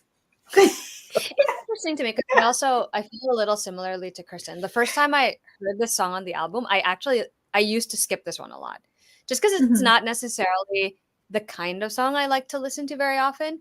But now, like these days, I'm like, it's one of the ones where, like, if I'm in the right headspace for it, it's actually a song that I think is. I also agree with her. Like it has the potential to be the highlight of this album because it is really well crafted lyrically and musically, because it not only it just captures, again, this is something she does with all her music, but like it captures that feeling so well. Like you're already in this relationship, but it's not that warm, tender, passionate sort of relationship that you were hoping for. Instead, it's like you're frozen, you're stuck outside, there's a wall dividing you and this person. And I think lyrically, this is one of the earliest ones where I'm like, wow, you had a lot of great lyrics. You guys mentioned some of my favorite lines. One of the ones I find the saddest, though, is like, I think it's the first line. You have a way of coming easily to me, and when you take the very best of me. I'm like, it's already like Heartbreak City from the beginning, and you're just like, as like an amateur relationship therapist, that's a you problem. Because she's giving too much of herself. Let him take, like, I mean, this is true. One other reference that I will mention on this song, because I also noted this lyric because it appears in other songs that I like, is she talks about walls. And that specifically, she talks about the person, I think it's, you put up walls and paint them all a shade of gray. There's a song that we will talk about, like a couple of albums coming forward, where it's also about walls. And I love it. I love that song. So again, but it's interesting because all the themes are coming out again. So there's the walls, there's the story, the whole dreamer vibe as well, because she does do that a lot in her songs, where she references a earlier, more innocent, more naive version of herself, who has been shaped now by the tragedy of whatever relationship she's referring to. Very early theme, and she's already doing it. So I'm just like, okay, you're writing this already as a teenager, and it's gonna stick around, unfortunately. It's so young that she's willing to give people a chance, because I think when you're young, you like kind of expect the best. Well, no, but you expect the best of people, right? Especially if you, because nobody's real evil, right? At least not in regular-ish society. I say that, no anthropology, no, but you know what I mean. Like, that's why villains are what they are, because anybody could be a villain depending on this blah blah blah blah blah. But I feel like you want to give people chances, and this is just Taylor giving somebody a chance and realizing, oh my god, you're not going to budge, you're just not going to care enough.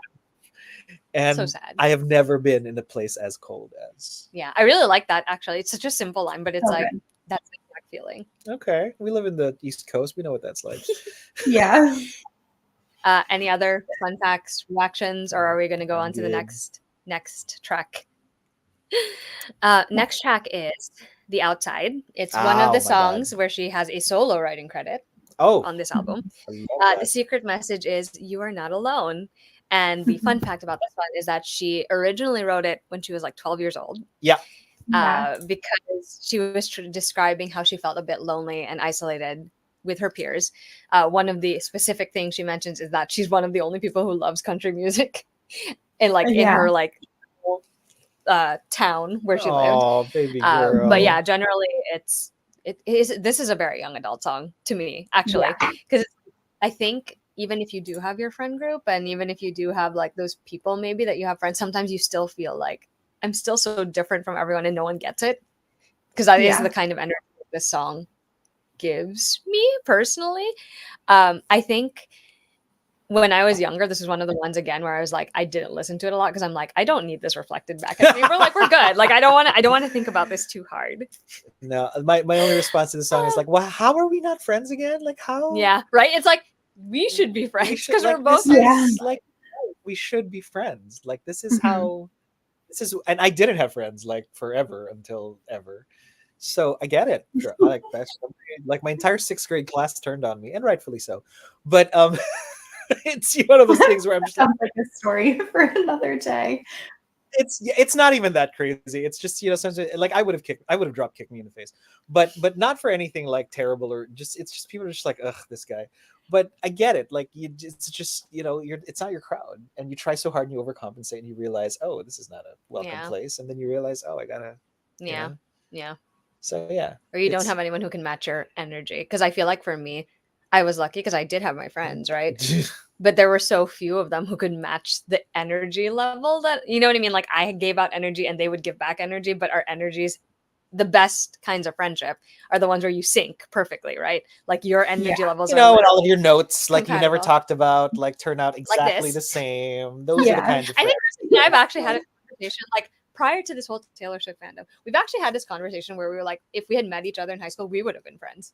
No, agreed. Because I think we would have had the almost exact same energy level. Look, in another universe, we would have all gotten to school together and we would have been friends. You know and what I mean? Taylor would have been there too. And Taylor would have been there too. So you know what? I'm just saying. Anyway, Kristin, what did you think of the song? Similarly, like I feel like it's like an idealized version of like really wanting to be friends with a specific group of people, or like wanting a guy to notice you that doesn't know that you exist. I like how it like kind of imagines that like life will be better if you are suddenly accepted by this people when there's no guarantee that that's actually the case. That's like a very young teenage kind of feeling. I think this one gives me like early 2000s teen movie vibes also. My favorite lyric in this one is, I can still see you, this ain't the best view. Yep, same. Yeah. I actually did have a favorite this one. But yeah, this is again like one of the ones where I think it's a really good song, but I don't have too much to say on it. I feel like the earlier, like the beginning songs in the album were the ones that I definitely had like the most feelings on. And I'm sure you're gonna say that about the ending of the album too, because we're getting close to that also. Yeah, same. Yeah, actually, yeah, that's true. This is actually another one where I still frequently skip it. Like it's just that, like I just generally don't listen to it very much. But it's a good song. I just don't listen to it a lot. Yeah. Okay. In that case, we're gonna move on to the next song, which I feel like Macky and I will have thoughts on, because it is the song we said was our favorite in the intro video. And the song is tied together with a smile, which I love. The secret message in this one is you are loved. And the song itself was written on a day when she found out that one of her closest friends had an eating disorder, actually. And it describes, you know, a girl hiding her inner turbulence, her insecurities, because she has this image of herself that doesn't align with what she thinks she should be. As you guys will know, if you tuned into the first episode of this, Mac and I tagged this one as our favorite song from this album. And this was even before I knew the actual like backstory of the song. Like I love this song so much. It's just one of those cases where like it all aligned perfectly. Taylor's lyrics, the music, it just captures the feeling so well. Yeah. And it has some of the best imagery, I think, personally. Like until now, I would say it's some of the best imagery. I have to like actively censor myself from speaking too much.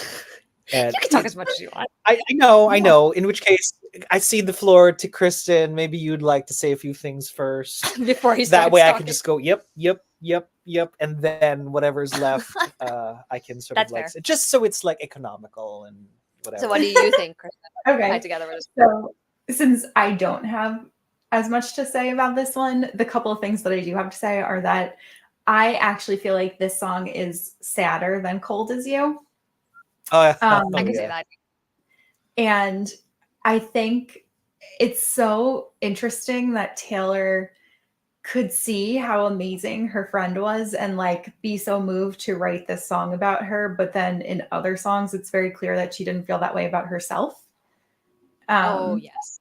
That's true. Yep. So like it just again is like that teenage like where you're able to see the good in like other people, but it's hard to see it like within yourself.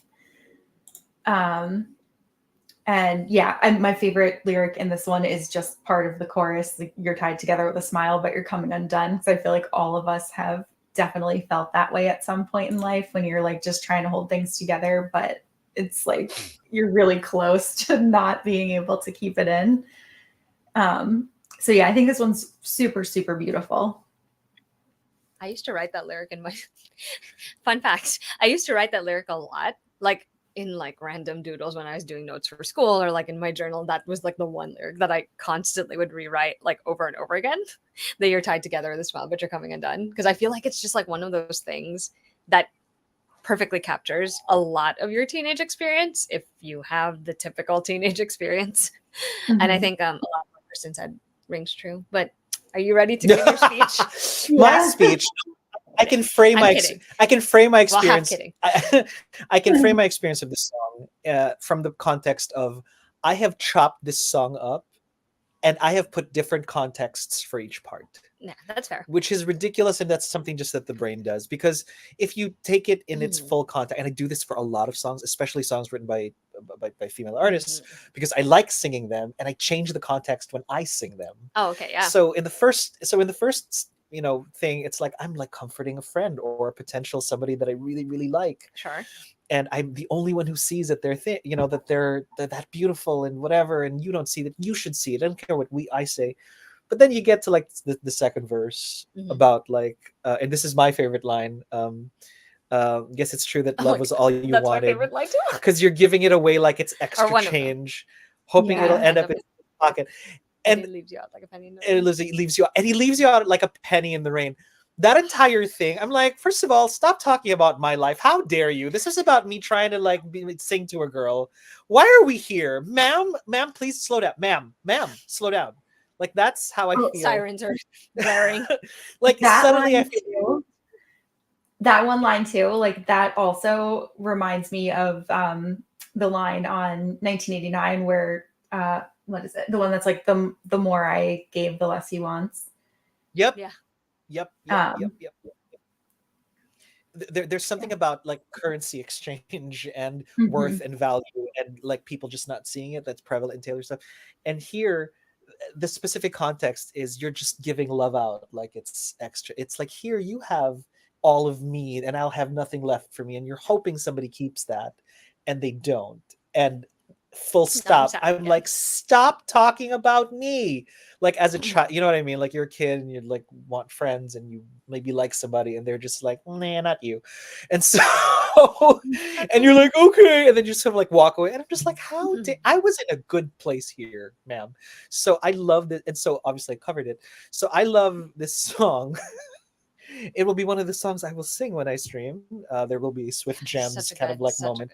But yeah, it's right? Like it like over many, like a lot of Twitch streamers, like when they do music, they have like maybe themes and whatever. I do know that I will have like a Taylor Swift like theme, Oh yeah.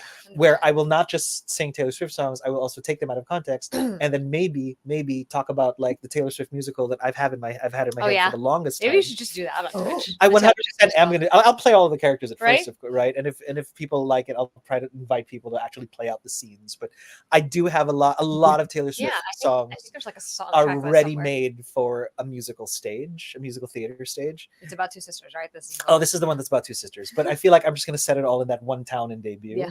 And Yeah. that is marginally adjacent to wherever Betty and August and whoever the hell they are. They live in some other. They live in the coastal. They part. live in the coastal part. Anyway. So I want to that's see this. Like, can you do this? I have so many notes, Kristin, on all of these things. He's been that musical. I've been in building town that for music in my years. head for like years because it's so easy to write about this whole Mhm. family. And of course, it's going to end with Long Live, right? Yes, yeah. Because that's the finale. It's like people are going off to college, people are whatever, and doesn't matter because it's all of us and we're friends and forever, blah, blah, blah. Anyway, so Time Together with a Smile is, I feel like for me, I see it from like the point of view of somebody who, is a romantic interest, not necessarily That's a friend, actually how I saw it too. right? So This is one of the songs we bonded over early on for Agreed, debut, yeah. I think. because Because I was like, you should listen to this. I Terrible, know, actually. she Now sent that I me- think about this, I'm like, she I was sent- the one who was like, I think you'd really like this song. in the eras of drive and MP3 files, she sent me like a bunch, and Yeah, and I don't know if that was the greatest idea. and I ate it all up. This You was just the like one song. broke him. That was like, what is happening to me right now? Like, Let what me is? describe to you like one of the most vivid memories I have of like my college life. I'm sitting in a car. You know how like when it's raining and you're sitting by the windows, you can watch the droplets like kind of like Sure, yeah. gather and then they fall. Just imagine listening to this song on like headphones, like not even the nice headphones now, like like the ones that you Yeah. used to attach to your Walkman or your Discman. Oh yeah. And the rain is just like like I have this very vivid memory of it tied to the song. So The whole time I'm like, That's very fitting. I have to sing the song. it is. It is. And so yeah, updates on this Swift musical someday, but soon. But yeah, On Twitch. on Twitch. That's me. Okay. Next song is Stay Beautiful. The secret message was Shake and Bake, which I honestly still haven't figured out. And I feel like most Swifties haven't. I don't think Kristen's ever been able to unearth or was able to unearth anything. Because I feel like everyone is still like question mark about Yeah, I was like, this. what does that mean? Right? I have it And has this- to be an inside joke, right? It must be. Because it's about an actual Corey that she knows that she knew Yeah. that she was friends with, who was her like first crush.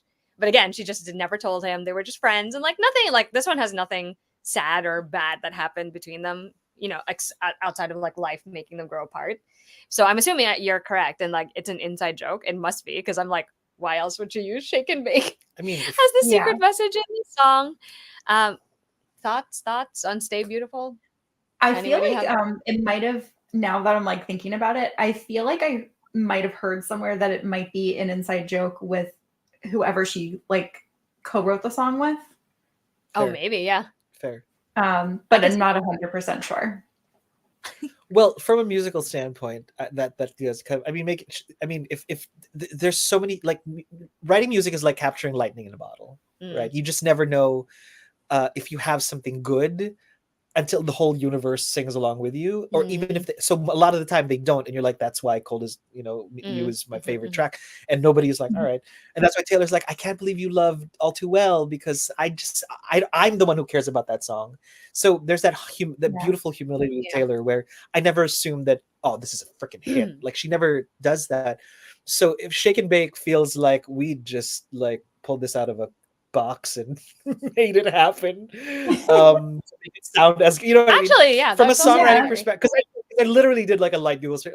I know Shake and Bake is like a don't have time to cook, why don't you try a new Shake and Bake? Like, I don't, like, I feel like that's how Actually, just shake a it good and bake theory. it. I know that's how Yeah. it works. I don't know. But it is one of I those like that. quick, easy, you know what I Me mean? too. I actually like that. So theory. from a songwriting perspective, Yeah. it just feels like, let's put this thing together and go, you know what I mean? Like, and oh shoot, it worked. Let's go, and so there was like, some songs come together in like 2 minutes. So if there's so many contexts that could apply, but I think I resonate, Kristin, with that rumor that it's a private joke, because songwriting is not art isn't easy. Mm. It comes easy to some, but it's just not in Yeah. general. So Well, what do you guys think of the song? cute. That's actually exactly what I wrote. I was like, it's very cute. It's wholesome. It's like the beginning Yeah. of To All the Boys I Loved Before. That's the like, you know what I mean? Like the early days when like everything is like wholesome and happy, and we're like in a very nice, optimistic place, and it's like cute because I have a crush on this guy. Yeah. That's really the energy I get from that song. This is the most teen one for me, like preteen teen one, like the youngest one, or it Yeah. sounds like the youngest to me. Yeah, Also, because this it's so one. Okay. no. Go ahead. This one was also it's kind of interesting because it was inspired by observation versus actual experience. So it's like one of the early times that she's not writing directly about herself. But I think it's really cute too. It's just like a cute, fun kind of pop like song. I agree. And then a fact about this one is that Taylor rarely plays this song live. She performed it in Brazil in 2023 for the first time since 2008. So she like really never sings this one. Yeah. Missed that. Yeah. No, but it's a very young, fluffy YA, very almost middle grade romance where it's like someday your love will be back to like, oh, it's cute. Yeah, it's really cute. It's really another one where I'm like, I don't feel like I have a lot to say like about this one, but then just wait until the next song. A lot of hooks, a lot of really good I have a lot about the next song too. The next three actually. There's like same. Moving right on, we have another single, another one with solo songwriting credit on it. Should Have Said No. The secret message in this one is Sam repeated 6 times. And this one was obviously a song she wrote about a boyfriend who cheated on her. The first line that she came up with was the title, and Should Have Said No. And the chorus was written 5 minutes. Yep. The lyrics were inspired by the actual confrontation she had with the boyfriend. And this is one of the last additions to the album before it came out. A fun fact about this one, and I already knew this before I had researched it, but she did sing this one when she toured with the Jonas Brothers. And you can actually see it in the Jonas Brothers 3D concert experience that is on Disney Plus. I want to say I rewatched that one like last year with the family Swifties. It was a interesting time seeing them and Taylor singing Should Have Said No. That is so wild. That's what a time, right? What a time. Anyway, thoughts. I didn't know that. Fun facts. So no, I know. Do you want to go first? Because I feel like Kristin might have a lot more to say about no. this Yeah, one. I only just have the one thing sort of I had to say is that it's very like nobody's captured country at this age a lot, because a lot of country singers are talking about like grown up stuff and whatever. So this because it's a little girl, so she's 16 years old. Little girl. I know that sounds condescending, but it's just we're old. So and everyone under the age of 20 is like young. So yeah, true. well, I'm old. So but for a teenager to be singing this, we look at it as, oh yeah, they're in high school and he cheated. Lord knows what happened. But when she sings this as a grown woman, this is gonna slap.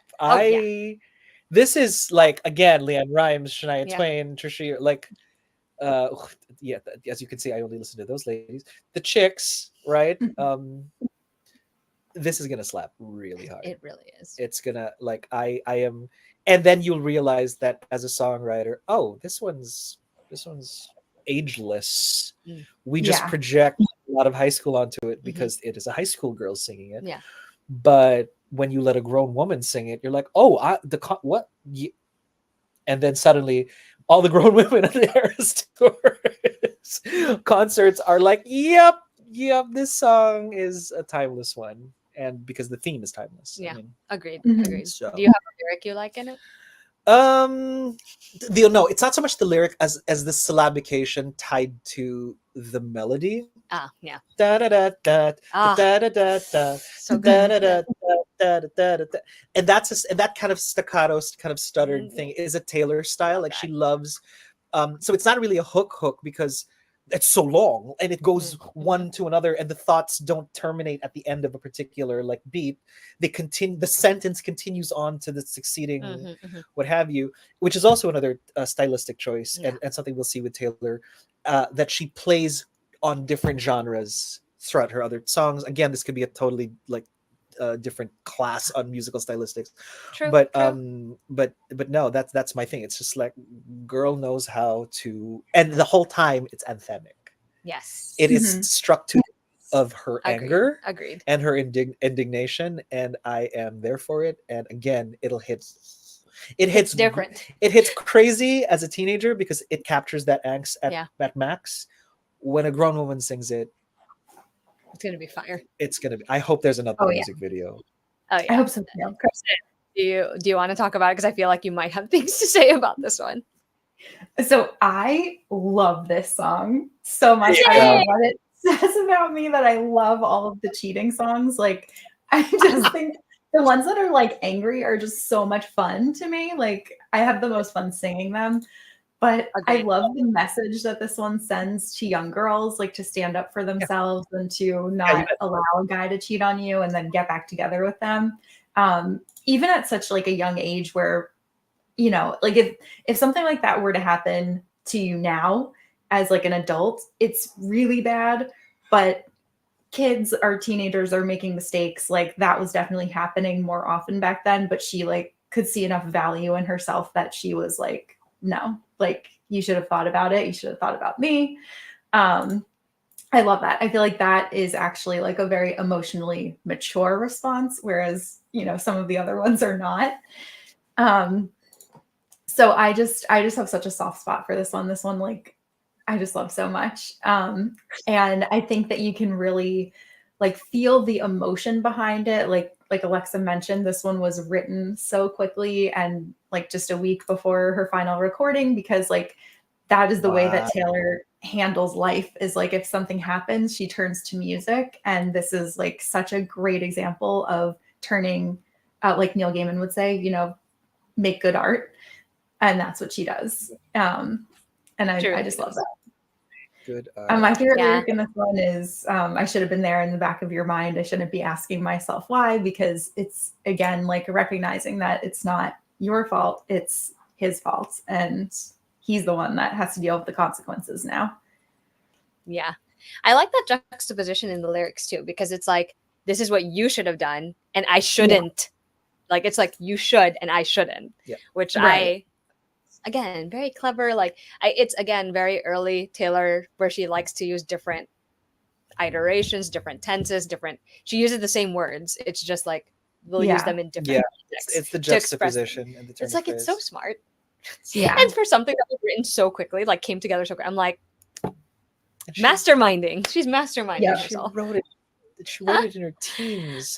Yeah. My favorite. I agree with Kristin, by the way. I also really enjoy the song, and it's because I love it.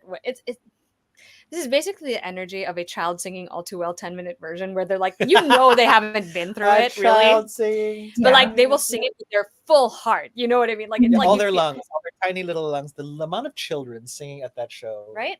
This is how I Yeah. feel about. It's the same energy I have with Picture to Burn, right? It's like it's a banger. You just got to sing it like with your whole chest, like sing Right. everything. Mhm. Like that is exactly how I feel about Should Have Said No. So I enjoyed that one as well. My favorite lyric in it is when she goes, "Yesterday I found out about you, and even now, just looking at you feels wrong." Because I'm like, Mhm. just one tiny shift like that can change everything for you. Yep. The relationship, how you view something, doesn't really Mhm. matter which, but that's my favorite lyric in it. This one also has a music video, but I feel like this Yes, is I love it. more your traditional like performance kind of music video, which I Oh, yeah. really enjoy, because it's like she just lets all the aggression out in the song itself. It's less about like, unlike Picture to Burn, which is more like, here's a story for you.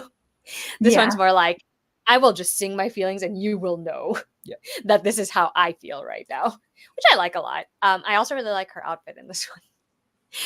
It's like a really random thing to say, but I really like her outfit in this one because it's something I would have worn when you first met me in college. That I would have worn the outfit in that video. Yeah. But it's not a standout for me in terms of the videos of this album. I think I enjoy it, but it's like not a favorite video. What about you, Kristen? Any things about the video that you're like, yeah, or Yeah. it's just So I'm actually wondering if maybe there's another video that I didn't see. Maybe. Is it so I was under the impression that the music video for this one is just a recording of her performance at the Yeah. 2008 country. Yeah. Okay. It is. Oh, okay. All right. I was just making sure. So that I loved. Like I thought like she comes out in like her black hoodie and flare yep, jeans. yep. Yeah. I Early love when question. the two backup dancers just rip the outfit in half, and then she's in one of those iconic, like, cute little black dresses. And then just for it to start full blown raining on stage, I love it. I think it's so good. Yeah. Here's the thing. Taylor has please go ahead.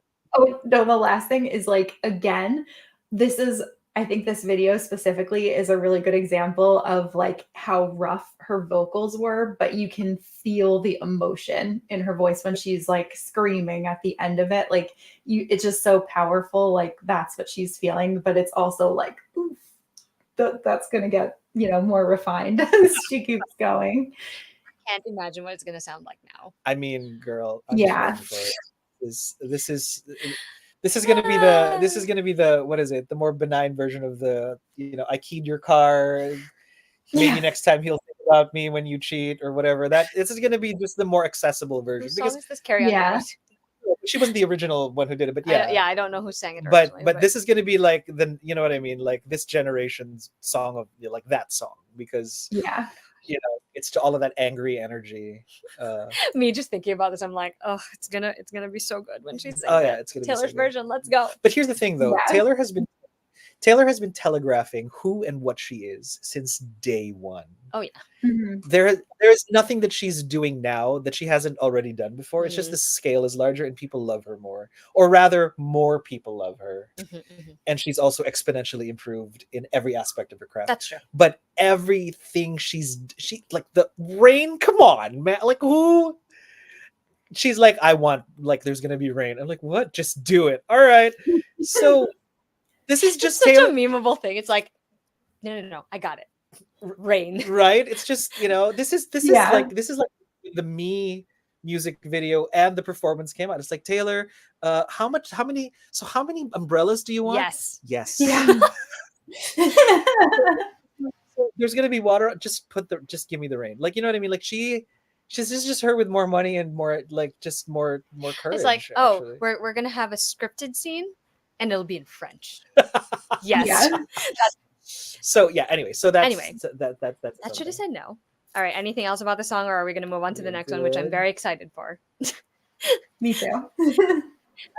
So the next song is Mary's song, in parentheses, oh my. This is actually the song that constantly battles with Tied Together with a Smile for me as number 1 song on this album. It is another one that I remember distinctly sending to Macky and being like, I think you'll like this song. Oh no, yeah, and agreed. Like this was on repeat. Yeah. So the secret message in this one is sometimes love is forever, which is very sweet. Sometimes. Okay. And obviously, if you can't tell, I really love this song. Like, again, it's the whole storytelling thing. And in this song, she does one of my favorite things with a lot of her, releases. It's like, it tells a story, but it also repeats phrases and themes, and it just changes them slightly, which I really like. I love it. I love it so much. So that is a songwriting choice that I make a lot in my work, in my own music, where I will take the same chorus, obviously it's the same melody, right? But then you alter like just a few words to paint a different picture for it. Again, that's a musical theater thing too, where it just changes. And so she's able to tell a love story spanning like decades in just so few, and here's the deal.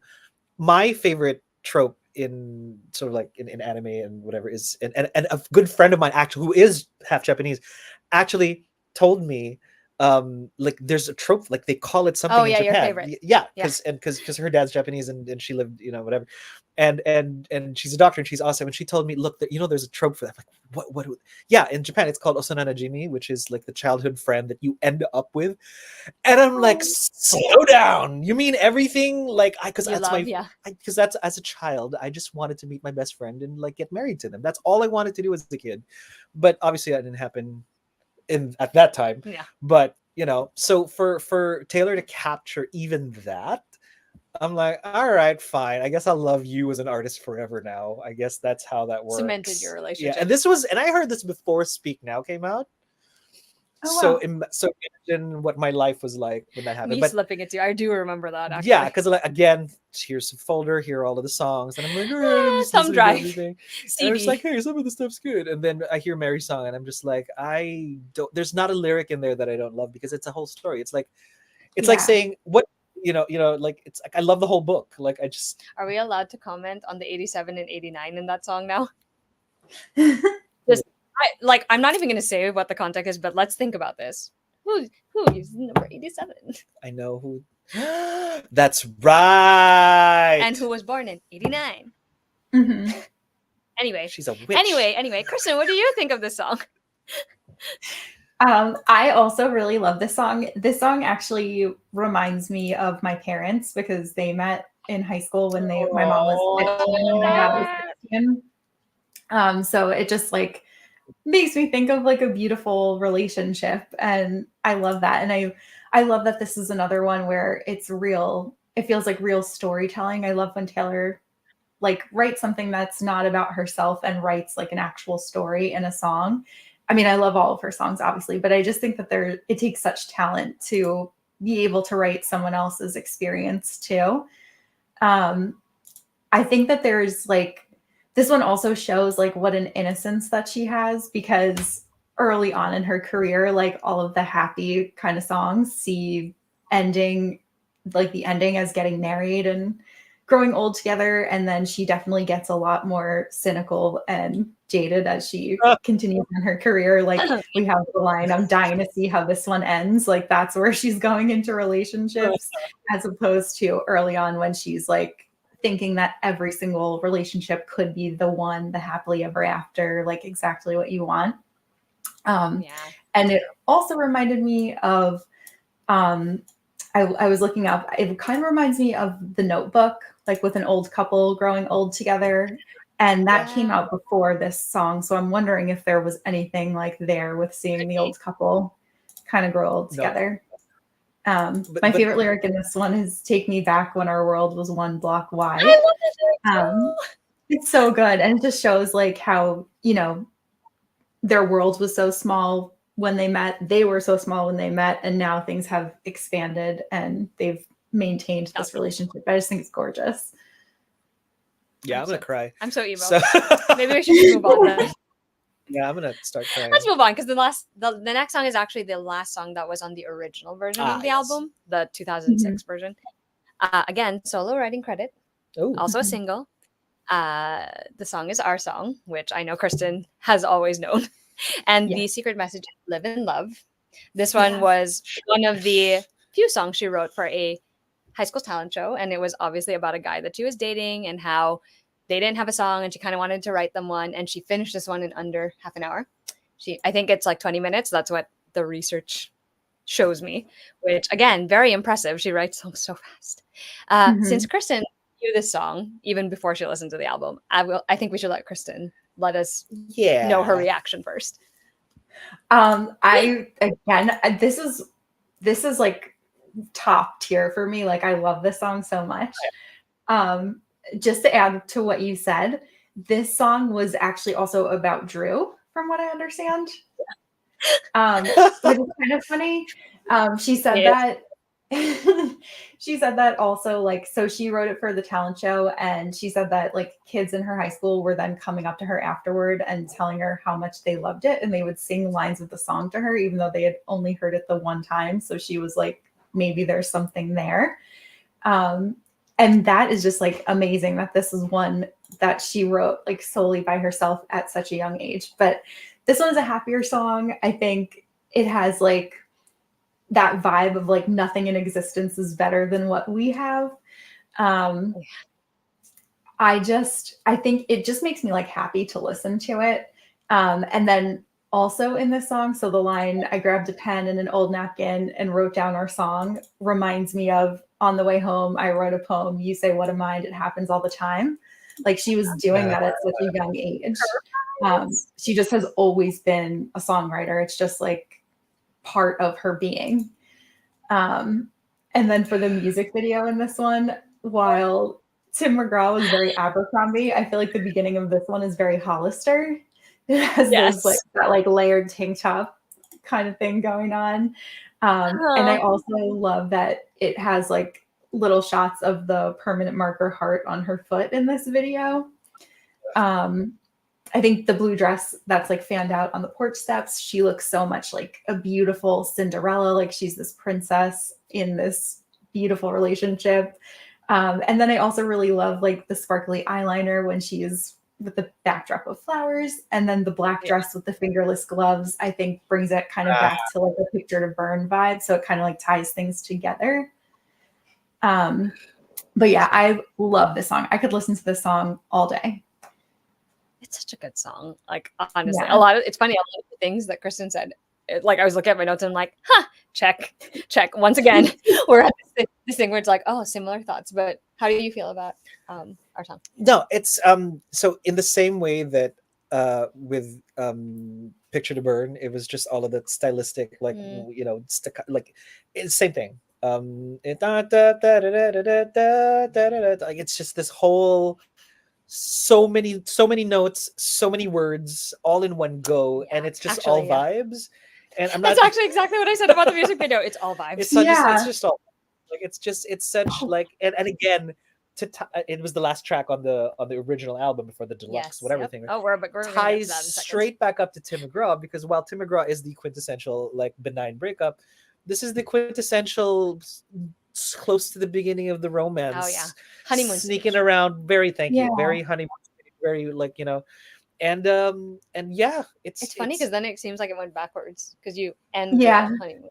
Ironically, right? It's very it's 5 years. I mean, I don't know if that was a stylistic choice. I don't think so. Or if it was just end with a strong song that was happy and upbeat, right? Like start with something that, poignant, and then end with something like I don't know what her concert closings were when she would tour. This was like the small stage era. But if this was her last song, it would make sense. Yeah, true. Because it's such a happy it has a good beat. It has like like this I feel more plays into the performative aspect of the craft, where and like then it becomes our song, right? Yes, no, not just our song, but like our song. Yeah, something we can share, but then it becomes cute, and then you end on a high note. So I feel like if albums were meant to be played live in marginally the same order, then this maybe would be this would early days. So this maybe would be a strong closer. Right. I didn't think of it that way, but that actually makes a lot of sense. Yeah. I know a couple of people who actually watched her in that era because they liked her country, again, sort of like your family friend, where they liked her country music era the best. And her shows were like the small, intimate kind, which I'm like, it's just her and a guitar. Like, can't do that now, but like, must have been fun. Okay, we're almost. I love this song. The one thing that I will say is there's one lyric that I feel like should be different. Like she says, when we're on the phone and you talk real slow. I always was like, why wouldn't it be you talk real low? Wouldn't you try to be talking low so that your mom couldn't hear versus slow? Oh, yeah. Actually, I always interpreted that as he's falling asleep. No, but like maybe that's just a drawl, Oh, maybe. Maybe. Right, because I'm thinking maybe that's more of an accent, not choice, but like maybe she means it's more like a caress because he's talking a little bit like, how like sometimes when you're. Well, I mean, I do accents, but I will not do them on live stream. But but you know what I mean. Well, thank you, but until I've practiced them and vetted them with a bunch of people, like I'm not offending like 16 different groups. But just because you want to be responsible. But I feel like that is might be a country drawl. Okay, fair. When somebody's talking nice and slow, and all the sweet nothings, I feel will be in that kind of sweet nothing song. But right. But all of those sweet nothings could be slower with the right accent and with the right vocal register. Because I mean, if it was a dude with like my vocal register, then maybe talk slower. But if it, but if it was a dude with a lower, kind of deeper voice, and just I mean, there's so many clips of Travis right now going, "Hey, baby girl," just to his nieces, obviously, but of course, people are just like taking it out of context. So imagine somebody with Travis Kelce's voice talking very slow, saying, Oh. Okay, fine. That's true. I guess as a New Yorker, that never occurred to me. Well, as a dude with, you gotta have moves, right? You're like, yeah, we don't have that, so what do we do? You know what I mean? You're, as a guy, you're always just thinking, what is in my arsenal that's not going to make me look like I'm a serial killer trying to find somebody, but is it still my authentic self that'll make somebody like me? And I have discovered that talking slow, not in my arsenal, not at all. That's how I know.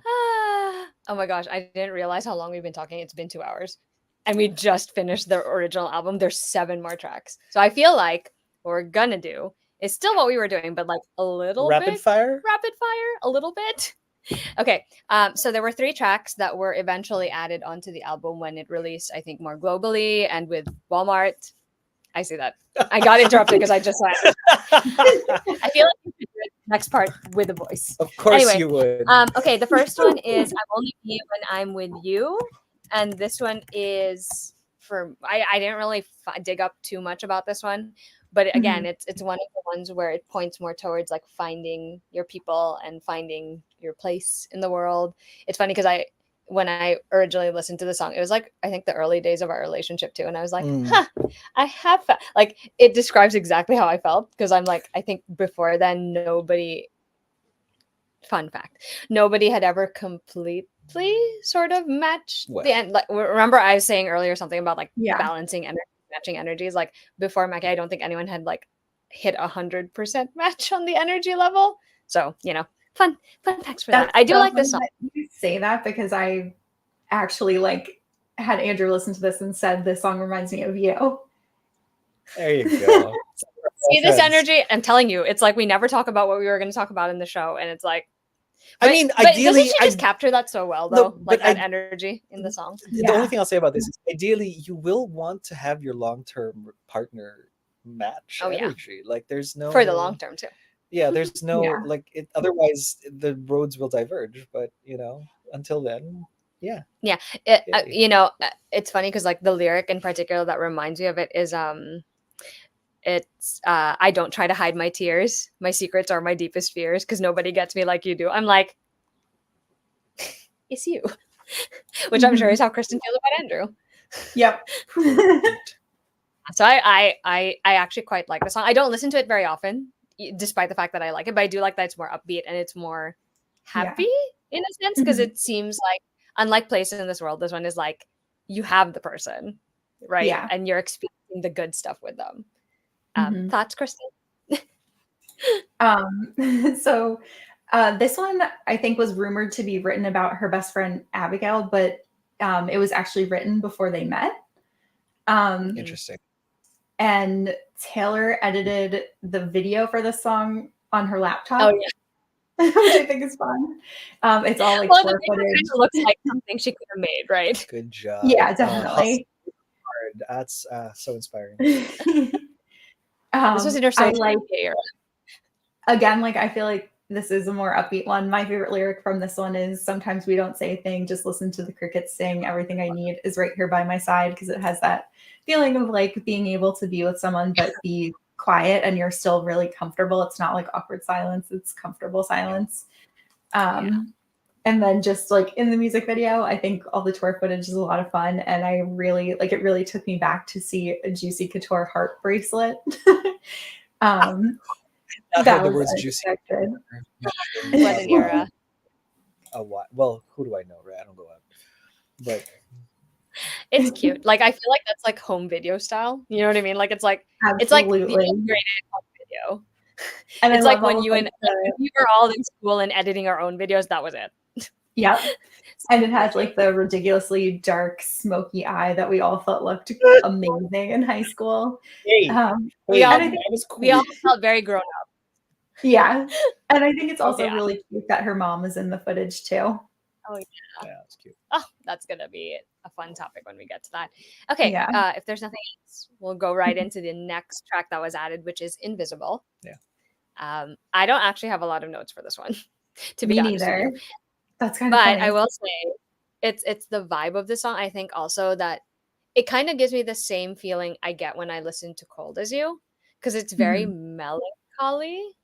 Like Mhm. there's something like it's just again, it's another song where she's pining after someone and she, that person is not paying attention to her and she literally is not getting their notice. So I guess it's not surprising that it does remind me of, it also reminds me a little bit of Teardrops. Just, Mhm. like it's a bit more internalized, I guess is how I feel about this one. But No, Kristin, you have anything for this? Also don't have much for this one. I just think it's like a more angsty song.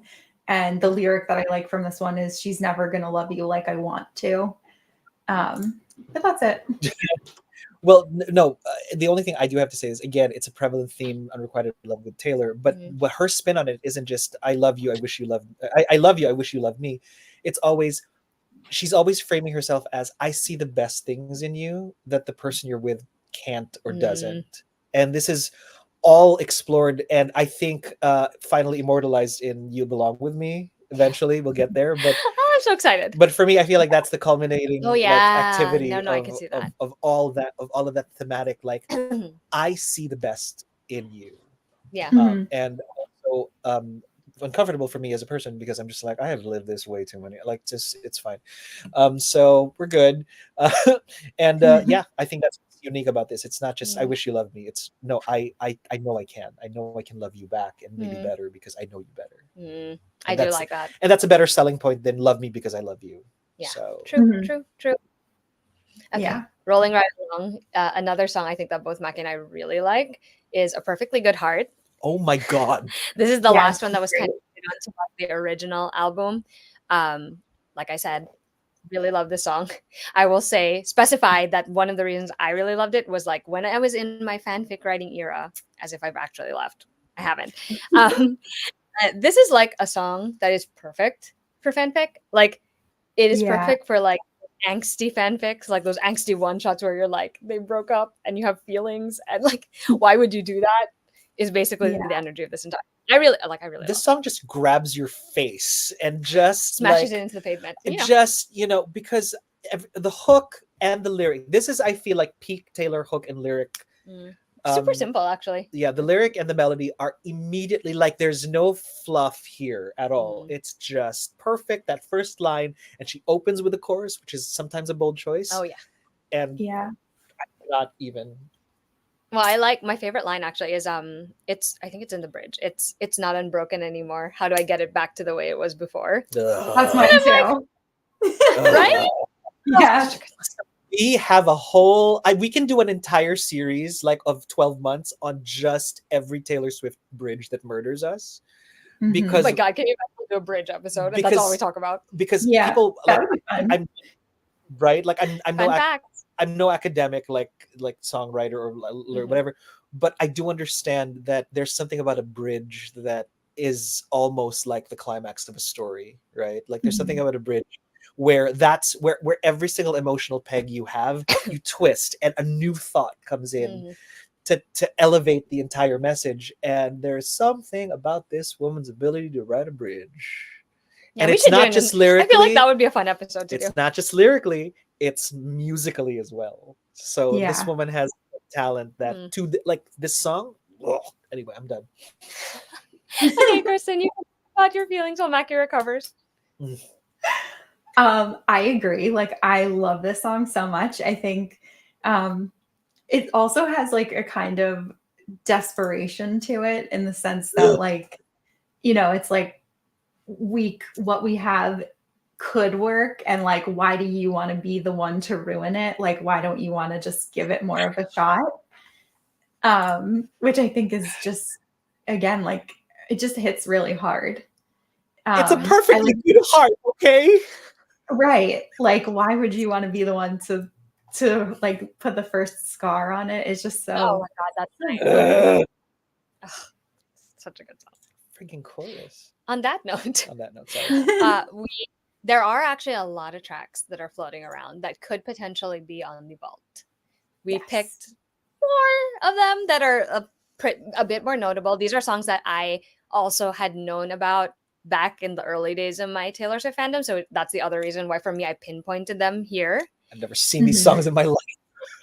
So where I was the one who was like, okay, here are the songs that you guys should listen to. Yep. Just put it on your radar. So the first one is I Heart ? Ugh. Yeah. This is another solo writing credit song. It was a single that was released when the debut album was reissued. It was also on an EP called Beautiful Eyes. She wrote this when she was like 13, which is not too surprising given how it sounds. For me, this is like one of the ones where it's very country. Yeah. Very agreed. country. Very catchy, but very country. And I find that just knowing she wrote it when she was 13, I was like, wow, I was not doing this when I was 13. Because I'm like, why, how are you writing these lyrics at 13? Like, okay, the lyric I have on it is wish I had concentrated. They said love was complicated, but it's something I just fell into. And it was overrated, but just look what I created. I came out alive, but I'm black and blue. I'm like, That's you're what 13. I I was like, you're 13. How did you write this? This is the song I am the most excited about her redoing, if at all. If think she at will. all. Oh, yeah? I hope so. Because again, Interesting. musically, lyrically, it's all there. Right? It's so good. I feel like it was too ahead of its time. If I that think so too, came out actually. today, I Heart ? Yeah. I do like that it's kind of sassy when she's like, I bet you thought you beat me. If you could only see, I have an I Heart ? Written on the back of my. I'm like slightly sassy, just a little. Okay, Kristin, thoughts. Again, I don't really have many thoughts on this one. I had the same exact thing written that like this is very country, this is very juvenile. I had the same lyric as you. I don't really have much to say on this one. It's kind of like you were having a discussion with your friends. Like this is almost like you're. I think Kristin will know what I mean when it's like you're a group of like girlfriends and you're like talking about someone who like did something to one of your friends. This is like the same energy. For someone who's vowed to never go to school, I still have never left, obviously, because it's all so raw, it's so real. Like it's like I'd never left. It's that this is proof. I just need to. Okay. In that case, moving right along, the other song that was also on the Beautiful Eyes EP is Beautiful Eyes. Does anyone else want to say anything about the song before this one I actually don't have much on either. Yeah. Same. For this one, I just have like, I would say, I feel like this one is kind of generic. I can see why it didn't make the full album. This is actually probably the only one that I've only listened to one time. I didn't really feel a need to go back to it. And yeah, I don't have anything. Yeah. All I wrote down was like, it is again very country. It's very sweet and unassuming. That's kind of how it feels. And it gives me the vibes of like late 90s, early 2000s rom-com almost. Like you could just put it, you can use it as like, oh my God, you can use it as like a video compilation of like your favorite couple. No, but it feels like it would make sense to be on a YA 90s rom-com. Right. That's like or even a YA like romance, right? Yeah. Like it would make complete sense to be part of the soundtrack, and it'll score one of the more tenderish scenes, right? So I love that even then Taylor's songs have that quality of it can score a soundtrack to a particular thing. So anyway. Agreed. Okay, rolling right along. This next song, I want to introduce it by saying like this is the one song that I don't know, it fully takes me back to the era of like the old bulky iPods, the iPod when it existed, and like torrent. This is literally like the era. I don't know why. It's a song I'd Lie. This was written about a guy she liked who was also one of her closest friends. And again, he had no idea how she felt, even though she thought she was being super obvious. Also another one she performed at a talent show. Yeah. Kristin, do you want to go first? And say I would just whatever. say, I didn't know that she had performed this one at the talent show. That I would say that's pretty bold because this one feels a little bit stalkery to me. This one is a lot. Okay, I didn't think about it that way, but I now also that you did not say think it about that it that way. way. All right, fine. I don't know. That was just like my gut feeling when I listened to it. Okay, but for context, we grew up sort of like in very close knit, in very close knit societies, I want to say, True, my like, wherein anyone you sing about like this, you actually do know, and most people would know and the most things you people sing would know about, the I things you think. sing about as well, Yeah. so they'll know who you're talking about because they know who that is. Oh Then yeah, I realized actually, that that's if probably why it didn't but bother then me. but then I'm looking at it from the perspective of somebody who grew up in an American school, And right? like also in And you're like, oh my, how do you know all of those things? very That's weird. very specific Those very things. like, you know what his dad's eyes look like? That's a little right. fair. So Yeah, I so was like, yeah. that's a lot. At a talent show, it's like, how do you know it, Mr. So okay, you know what? Context is key. True. To a couple of Yeah. kids who grew up in very close knit, like, like things. Small It's just like, communities, then we know, and you probably, chances are the guy that you're talking about is probably like somebody's godfather or something. Like, I do you find it funny that he really did right, not know. that's someone's tito that you're like, you know what I mean? Like, you know who that He's is. your aunt, here's your family friend. He's your family or like friend, he's a friend your of a dad, friend. and so it's like, and everyone already knows that you like him. But in an American's, like, how do you know all of these things, ma'am? Yeah. Ma'am, slow down. Again, it's like YA early 2000s rom-com vibe again, because it's like Mhm. this. You could actually play an entire music video in your head of like this girl pining over this guy who has no idea who she is, or like that she feels that way. Culture is I funny. do have a favorite Yes. lyric in this one. There's two. I like the part where it does sound, now that Kristin has framed it like that, I can't unsee it. But the lyrics Sorry. like are doesn't he know that I've had him memorized for so long? That's one of the ones I like. But then I think you can see through everything, but my heart is also another lyric I really like. But now that I'm thinking about it in the context that Kristin gave me, I can't unsee it. Like, it's terrible. I I'm can't just unsee it. picturing her with like binoculars outside of Joe. Yeah, I feel like unless you grew up in a small town and everybody knew everybody, this would 100% be like, somebody needs to put a restraining order on this child. Oh, but I will say, so the way I had Macky and Kristin listen to this was I sent them YouTube videos. And the one I sent for I'd Lie is the live one, right? The live one, yeah. And she's so cute. She's like so Yeah. young. It's like, oh my God, you're so sweet. You're such a, like, you're a precious tiny child at this era. Until we realize that in your culture, that's stalking. In ours, that makes complete sense because everybody knows Oh, everybody. Lord. Too funny. Too funny. That's Okay. Kristin. Okay. Let's roll on right into the last one that I earmarked, which is also a song that I really enjoy. It's Me too. Permanent Marker. It is about a Permanent breakup, but it is not one Marker. of her breakups. It's actually about a breakup her brother went through. Fair. And it was previously sold to some other singer for them to, Mhm. record, Do but it. it was never released. Mhm. And I just enjoy this one. It's very country. Again. Yeah, I just love the pettiness of it. It's Petty Taylor. exactly. That's exactly my notes. I love Petty Taylor, and this one hits. So This It's is funny the one that that- I'm most excited for a re-record, hopefully. how are we again? You and your breakup songs. You. I love it. You I and don't your know. breakup songs. No, but there's something about the flavor of the way Taylor writes breakup songs. I guess just really resonate like with you, and I love and respect that. I love that so much. This one I find Yeah. very funny. It sounds sweet, almost, from like the music and the Put it. It's. yes, but then when you get to the chorus, it's like X is the shape I drew through your face. in Yeah. permanent marker. That's it. Like there is no other line that matters. I mean, yes, all the other No. lines are cool, but just Well, I do love the line where she acknowledges it. She says, "So you might as well sit back because I ain't trying to show maturity." Like she knows. Yeah. Like she's like, I know what I'm doing here, but I'm still good. And you know what? I feel like actually now thinking about it, I think the reason that I like these songs so much is because I'm a Leo, and that just aren't you? Laura? Yeah. It's just the right. No, it's there's something about the self-awareness of it. It's like we are going to be this petty Oh yeah, absolutely. on purpose. We know where the boundaries are. We're going to go. Yeah, I really like the chorus of that song. And It's like here's X is the shape I drew through your face in no, permanent marker. but here's the Yeah, deal. This Just was like you. this was written at a time Yeah, before just like the digital Lucky was a Hero thing. did. So if you defaced a photograph, that was it. Yeah, I know. Unless you had the negatives. I wish that I would have known this song when I was younger because I could totally see myself sitting in my room with a permanent marker, like humming being along like- and doing this, and being like, yes.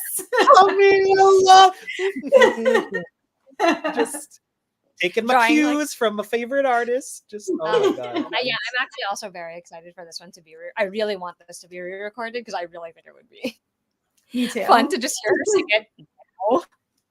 Because this one is so young, so petty at the same time. So funnier hearing her sing it with her like more mature I voice. adore that. Yeah. But that was the last track we had. So quick roundup. Favorite track. I'm guessing you and I have the same ones, but I know Kristin. Did yours change? Because I know you said our song was your favorite. Is that still the number one? Like you would say. So it did change. While our song is still like neck and neck for number one, Picture to Burn definitely is my favorite. And then my other two favorites like would also be Should Have Said No and Permanent Marker, which again is all of the angry songs. I just, I mean, outside of our song, but I just love them. Yeah, I think Mac and I don't think our answers have changed. It's pretty much tied together with a smile, Mary song, perfectly good heart. I like how we're saying them in tandem. And we kind of already talked about like our least favorite track. So now we get to move on to something a little more less like wordy. Meta. We're gonna talk about the aesthetic and the fashion of this era. Which I am personally very excited about. Kristin has prepared for this. So I think you should lead us into this conversation. Or this part of the conversation. Well, let's just I'm very excited about this stage. Welcome to my very brief PowerPoint presentation. But okay, so first of all, it's really actually very hard to find debut era outfits for Taylor. And I think that's probably just because she was just starting out. People weren't paying attention to her the way that they pay attention to her now. So everything that we do see is something that is very intentional, something that is very planned out. She wasn't just, going to the grocery store and having someone take a photo of her. So for this first slide, these are actually all photos that are in the CD booklet. So these are like the actual photo shoot for the Taylor Swift album. And I think that they all pretty much represent where she is at the time very well. She has the golden blonde hair. She has the tight ringlets in her hair. It has, I think there's like a lot of white, which also is a lot of innocence. She's clearly gravitating toward more like flowy dresses, cowboy boots, a very country vibe is what I'm getting from all of this. There's like a lot of outdoor vibes too, like specifically like a very small town outdoors. Like you can see like the truck, you can see the lake. There's kind of like the greenery as well. It's funny because like the way I describe this album aesthetic sometimes is like, it's like she literally just opened her closet and was like, I have all this stuff. It's giving a lot of... It's a girl with her guitar and I'm a songwriter. And I just like, this is what I look like on a normal, this is the energy that it kind of gives me. And yet musical aesthetic aside, she's giving a lot of Persephone, wouldn't you say? Oh yeah, that's a good one. Just like of spring. Actually, I'm the youngest of the pantheon. The two where she's holding like things, particularly. Right? You're right. It's actually like, very Persephone. I just feel it's giving a lot of nature goddess, but the younger kind, not the earth mother mountains of whatever the crops and the harvest. No, it's more like flowers and love, joy, and spring. And there's like a lot. She's like barefoot in quite a few of these. I think. That's also the dead. Yeah. Honestly. You know what else? That the particular photo where she has her hands like she's holding up her dress, that could be like a early 2000s like YA book cover. Like absolutely could see it, right? Yeah. It would be like that and then the title at the bottom. Kristin knows what I mean. I definitely do. Very Sarah Dessen. Like Sarah Dessen, early Sarah Dessen. Yeah. Right? I think it also is interesting that this early on in her career, her fashion and the vibe that we have going on very clearly reflects the innocence of the album. And this is not a look from Taylor that we see at all going forward.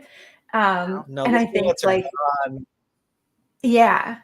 so I just think, I think this is where her girl next door image was born. And it's because it is who she authentically was. Like she put so much of herself into this. Alexa, you mentioned that she worked so hard. Like she did a lot of the art for the CD booklet, like all the that, like doodling. the butterflies. You see the butterflies there, and like some of Yeah. that was her. Wow. Right. And it's very like, if you actually look at the CD booklet, it's very much like a scrapbook. Yeah. Yeah. So it's kind of like homegrown, like, and again, very innocent, very, I think it's like Very, like, shocking how well it aligns with the sound of her album. yeah. You know what it is? It's kind of like it's very it's weird to say this because like most artists would do like the, I guess, sort of more dressed up costume version and then do stripped. But it feels like Mhm. she started with stripped, if that makes sense. Like very natural, Yeah. very, very like You know upfront what? about who she was. She didn't really disguise herself, if that makes sense. Like It she didn't does. couch any other she didn't really guard against anything. It kind of feels very unguarded. And I think that's what's so Yes. appealing about it. I I mean, think even the makeup to your kind of, point, what you just said, I think I feel like Tortured Poets Department goes back to that bareness, nakedness, but in a very mature way, whereas this is the innocence of bare in your soul. also, I bet you Kristin and I probably had outfits that look like this Oh yeah. at that era. Like 100%. I can already think of a few. I'm pretty sure Mackie can remember. Don't you have like outfits that sort of look like this now? Yes. Like, Yeah. I know where you guys like. I was like, I know how you guys dress. I know where you guys shop. I know the dresses that you, Yeah. because I got you some of those dresses that one time. So Yeah, it's the makeup too, actually. Like the eyes are very defined, which is like of that era, as Kristin Mhm. has mentioned. But like if you look at the rest of the makeup, it's very like this is natural. yeah, it's all Yeah. very Even like, the lip, Very even the subtle. everything is like I not too much was put into it. Like you didn't really costume yourself. You know what's funny? I do feel like do like the red lip yet or anything. I think that's probably what we're gonna get with Tortured Poets too. You're right. Yeah. no, it's a great juxtaposition of how she's come full circle, quite literally, Mm. buying all of her albums out, re-recording all of them, and ending with Oh the my God. you know I still think she capping should. it with Tortured Poets. Yeah, I still think she should end with Taylor Swift, like debut. She Me probably too. will. She probably will. It would I'm make the sure most she sense. Still. will. Yeah, it makes no sense. Personally, I love the curls. By the way, I do really love her curls. It's there's something so untamed about it. Yeah, which Agreed. I enjoy. I feel like this is the kind of hair that I wished that I had in high school. And it was Fair. always like whoever had curly hair was always straightening it, and whoever had straight hair was always like using gel to try to make it look like that. It was always a grass is greener kind of situation. Yeah, in our perpetual desire. I wish to... you know what? I wish I had just let my hair be like that because I obviously I was on the camp of like my hair was very wavy, so I straightened it a lot. Yep, I was there for a lot. Of like, and when I say straighten, I mean like severely straightened to the point where it looks very Cleopatra like. Yep. I was Yep. there. So not the best. Did you use I wish hot I had been tools? more like, yeah. I wish I'd been more. I embraced it more. Yeah. Yeah. But yeah, I love the aesthetic. Okay, so moving on to the second and final slide, because again, there wasn't too much to pull from. These are Taylor in public appearances. So these are things that she chose to wear. One thing that I wanted to highlight here is that on the left side, that is her first time. I think it's at the Country Music Awards, and she's wearing like this dress, cowboy boots, and then literally 1 year later is on the right side, and it just shows how much her style changes in 1 year, how much more refined she becomes, and it's like a clear reflection of her rise to fame and popularity that she could transform so drastically and just, I love that. No, but if you think about the chasm between the ages of 16 and 17 and 18 and 19 and 20 and 21, those are all like almost like emotionally like 2 to 3 years apart at least, as opposed to the chasm 31 and 32. Not a lot. Yeah. So for her to have jumped from the boots and the thing to like this flowy like gorgeous, look at her. It's interesting because she still maintains that same like natural look at this point, even with the red carpet appearances, or I don't know if that's red or orange. I honestly can't tell right now. It's just interesting to look at. Personally, I love the cowboy boots. I do. There was an era where I also was very into cowboy boots and dresses, so Me I get too. that. But I like that in this one, it's like it almost feels like how many of us were as teenagers, where we were like comfortable in a certain style, but we also like to experiment. Because like the Mhm. picture I'm looking at in particular is the one where she's in the black dress on the red carpet. Because I'm like, Yeah. that one looks a little bit older for her, Yeah. and it's like almost looks like a costume. Dude, Out the of all of the gloves, photos, the gloves Yeah. all the way up here, which Again, I adore. you know, she wore the gloves at the Grammys this year for torture. Yeah. Just saying.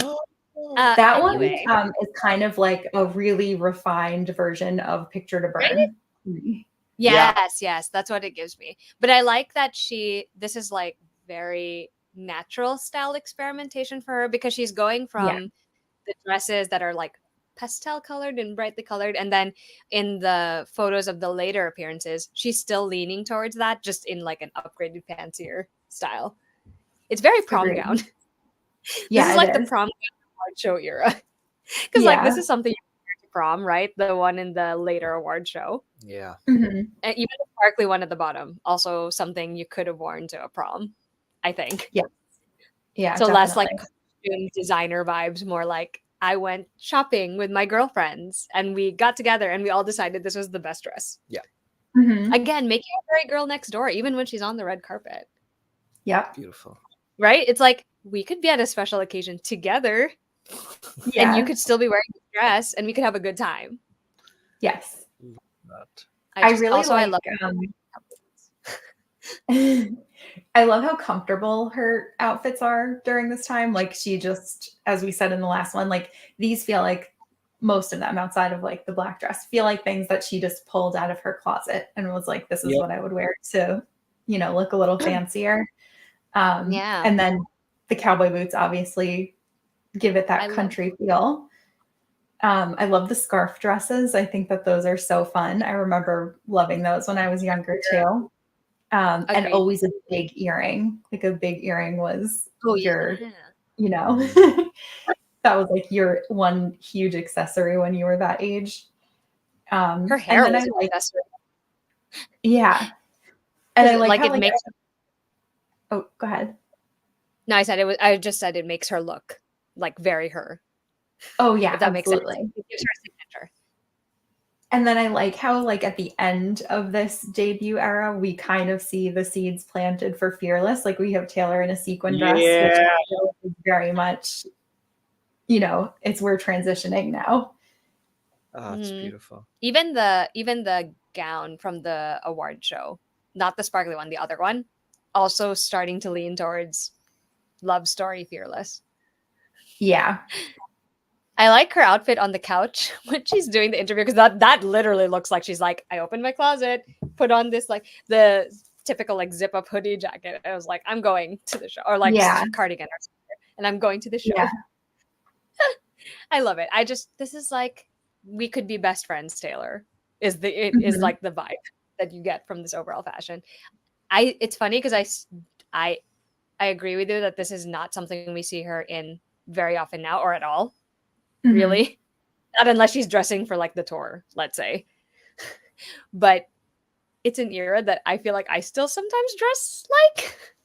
Yeah. Maybe they just better, but like I still think this aesthetic is in my closet somewhere. I mean, I think so too.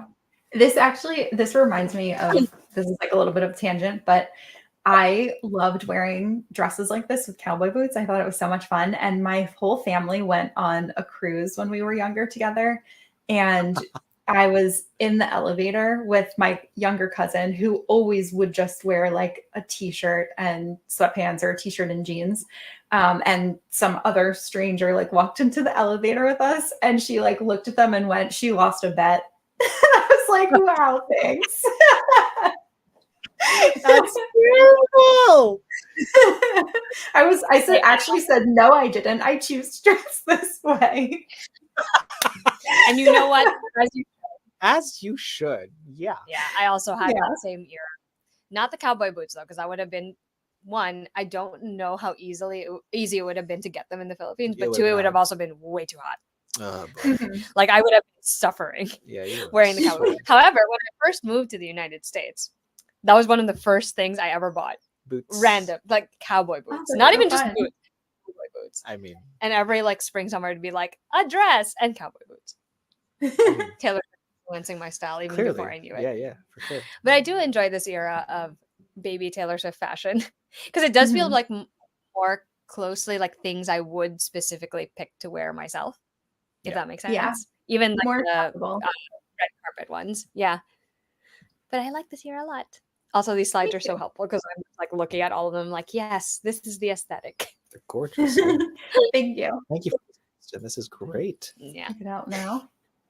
Okay. Um, I think we're almost at the end. Is there anything in particular you feel like we need to mention, Kristin, before we ask Andrew some questions? I don't think I have anything. I know he is ready to go whenever we're ready for him. Oh, I just want to know what it's been like for him this last month. Oh, it's been great. Well, I mean, it's been great speculating. Now we get to find out. Yeah, so now, just for funsies, we're going to call Andrew on just to see how he's been feeling about this debut Yeah. era. All Since right, Kristin has here- been diving into it. Shift over. I'm calling this Andrew's corner. A little corner. I think that's a good name. I'll take it.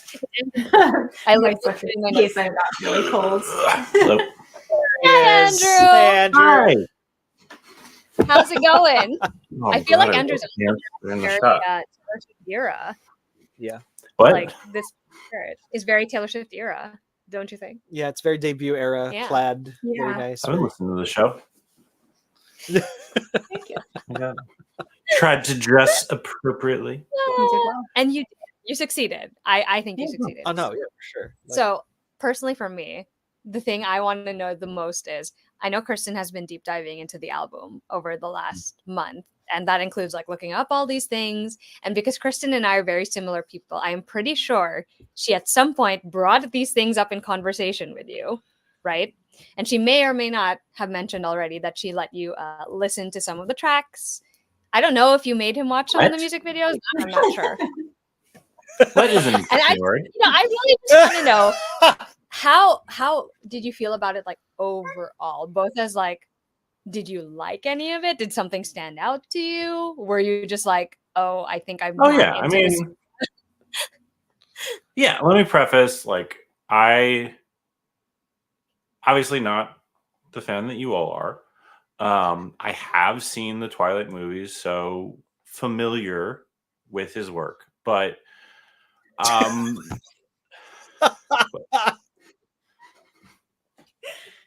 we're not talking Anyway, about Taylor Lautner, right? Okay. Not yet. That will be one of the future shows. Yeah, I like the music. I don't think I'd ever heard any of these songs. I listened to the album a couple of times in the last couple of weeks when I knew you guys were going to have me pop in. Mhm. What's it like living with someone who's a huge? Is it Swiftie? Yes. Is that what we're Yeah. saying? Yes, sorry. especially in this year Yeah. that Yeah, she's I mean, currently there's- looking. Yeah, I'm not gonna lie. There's the aspect of like waking up, and like one of the first things they talk about is like, did you know that during the Red album that Taylor actually based half of her outfits on the astrological, like whatever it is. I was Yeah. wondering where you were going with I that. don't have- was like, I don't necessarily. No, have I the was facts. like, No, I. But yeah. I There's feel like that, you there's now- the music constantly No, go playing in the house. There's the drop what you're doing. Taylor posted a photo of a latte, which has outlined her business plan for the next 10 years. Taylor Nation. I apologize to the Taylor Nation. no, so good. So you'd think it sounds like a lot, but I think the inherent flaw in, unfortunately, this whole segment that we're forgetting is that we are geeks. Yeah, we Oh. including myself, are nerds, weebs, maybe. Yeah. Like, Yeah, Kristin has had to put up with me going on about whatever the game of the month is. Did we watch recently Has Been Hotel? Oh, you guys have to watch that. And did I binge the entire online series that's adjacent but not actually associated with it, and learn more about the lore of the characters and it's the plot of pilot that came out in 2019? I'm going down fan theories about the speculation of who is Alistair and what is his background. So You're not no, very this is familiar. this is just with our it. life. You're just like, this is another day in our household. No, but that's Yeah. kind of like that's kind of like the wholesome aspect of this, is that it's there's I feel like it's always lovely to have like representations of, this is what geek life kind of is, and it's not just on Wotakoi where there's like two people who just, this is what happens when people are very passionate about things and sort of go down their own little rabbit holes and find somebody that's just like, you're coming along with me. It's very it's very get and loser, we're Wrong going with me. shopping. And Yeah. there's that too. So Sliding that reference in there like a champ. yeah. So I only got a having, few. Get them in my can. That's okay. You only need one per show. It'll be fine. it'll be fine. And so yeah, having you around is just fun, because I like my nerdery comes in different forms, and so I'm not big into the fact that there was a lot of things today that I like, oh, should I have I didn't researched? tell Macky any of the things that I Should- like was looking up and noting, It's because like- some of them I knew, some of them I Mhm. didn't, and I was like, should I tell him? I'm like, should no. I have researched that?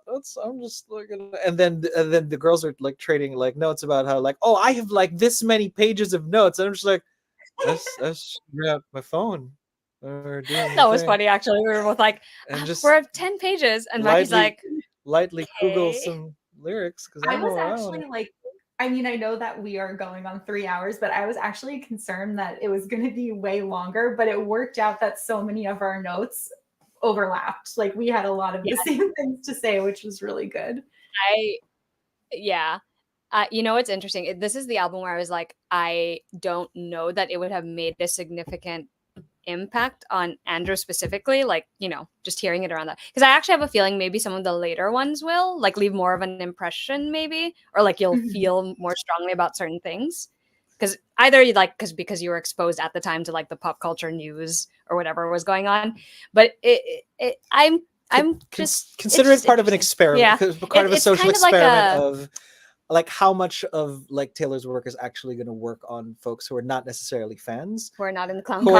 are not in the clown cars of like the theories and whatever, and to see just how sort of like that impact sort of like is, because obviously for us we're in hook, line, and sinker, but Yeah, for it's somebody kind of sort hard to tell sometimes. Like, like for people who know Taylor Swift but are not in the clown cars, like it's kind of hard to know what actually stays. and That's what why actually- I'm always what interested in what yeah, Andrew what's is enduring, thinking what's about working, it. yeah. Yeah, because it's like One of- it's more an objective perspective, one might say. Yeah.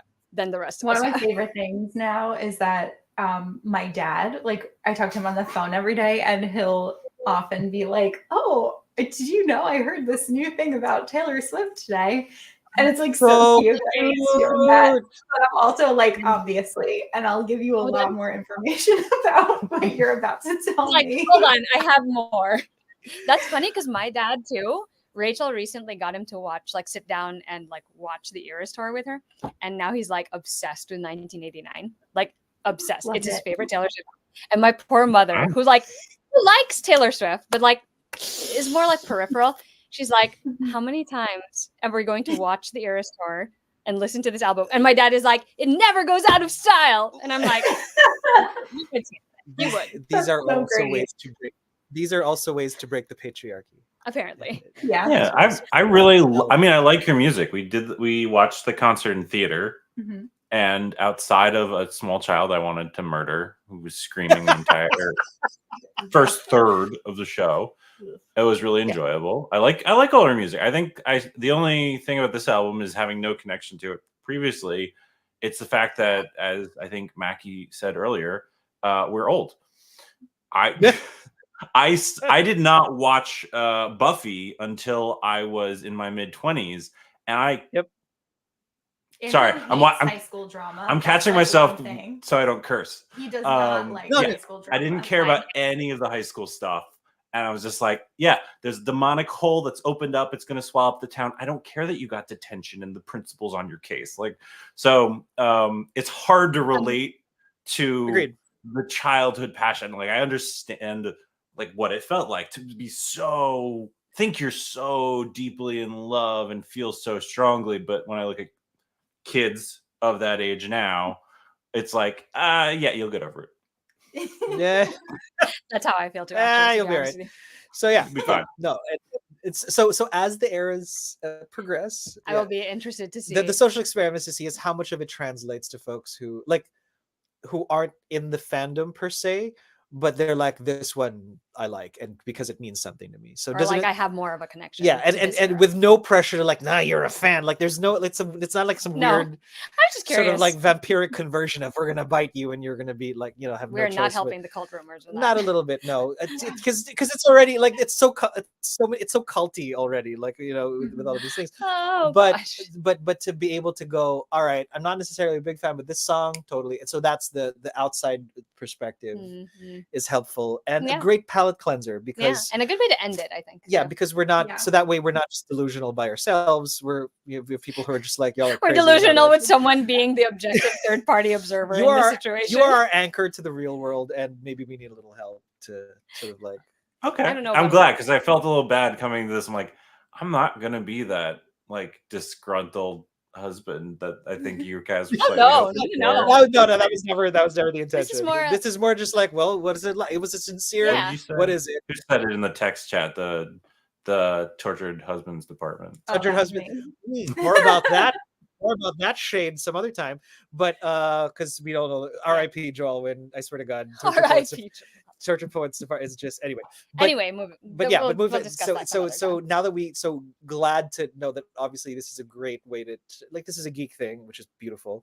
But now to see how much of her art has endured and will Yeah. impact those who aren't necessarily in it, but people are going to be like, oh yeah, that meant something to me. Mhm. Like or I- like I knew about that. Or Yeah, something. like I'm a fan of a lot of artists where like I think I'm a Lady Gaga like not a big Mhm. fan, but there's some songs of hers where I'm just like that's forever going to be with me. Mhm. Like I'm not or a like little, some news bits. yeah, that you like I'm not a probably little know. monster, but I'm like I love her and she's awesome. You know what I mean? So to find that kind of impact Yeah. as a palate cleanser, it's like it's a nice way to like bring it back to earth because Yes. otherwise Otherwise, we'd still be somewhere up there. conspiracy theories and delusion. Now Yeah, we can and like I- actually go back to This our is why I was day. like, Yeah. yeah. I This is mean, like- I like- won't. No, go ahead, Andrew.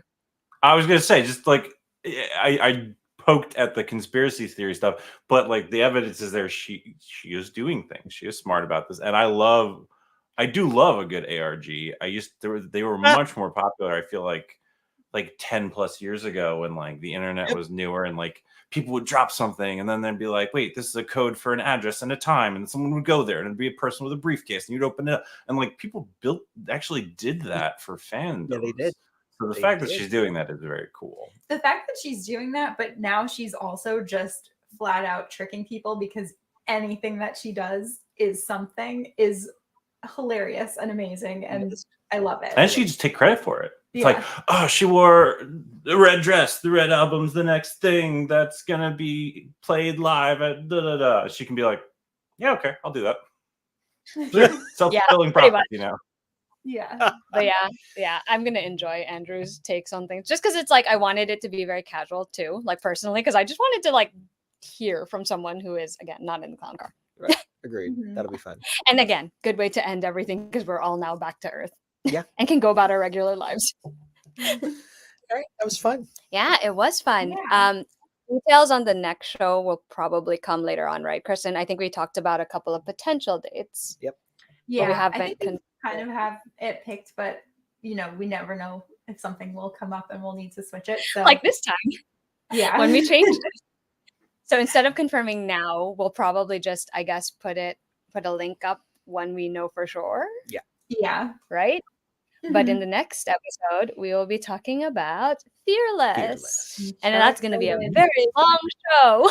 Yeah. Is that the one This with one was 3 hours. the Romeo and I don't know Juliet how- song? Yes. Ah. Yeah.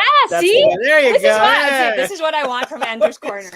That's it. This is what I want. But So save it for the next so episode. refreshing. And I think that's it. I think we'll probably link to everything that you guys need to see below. But thanks Yes, for I joining think I us. already If you did. watch, if you watch the show, thanks for joining us. Like we have so much fun talking about Taylor Swift, and Yeah. if you tuned in and you enjoyed it, I'm glad. But this is mostly just for us. Yeah. Good time in our Taylor Swift clown car. That's Yeah. right.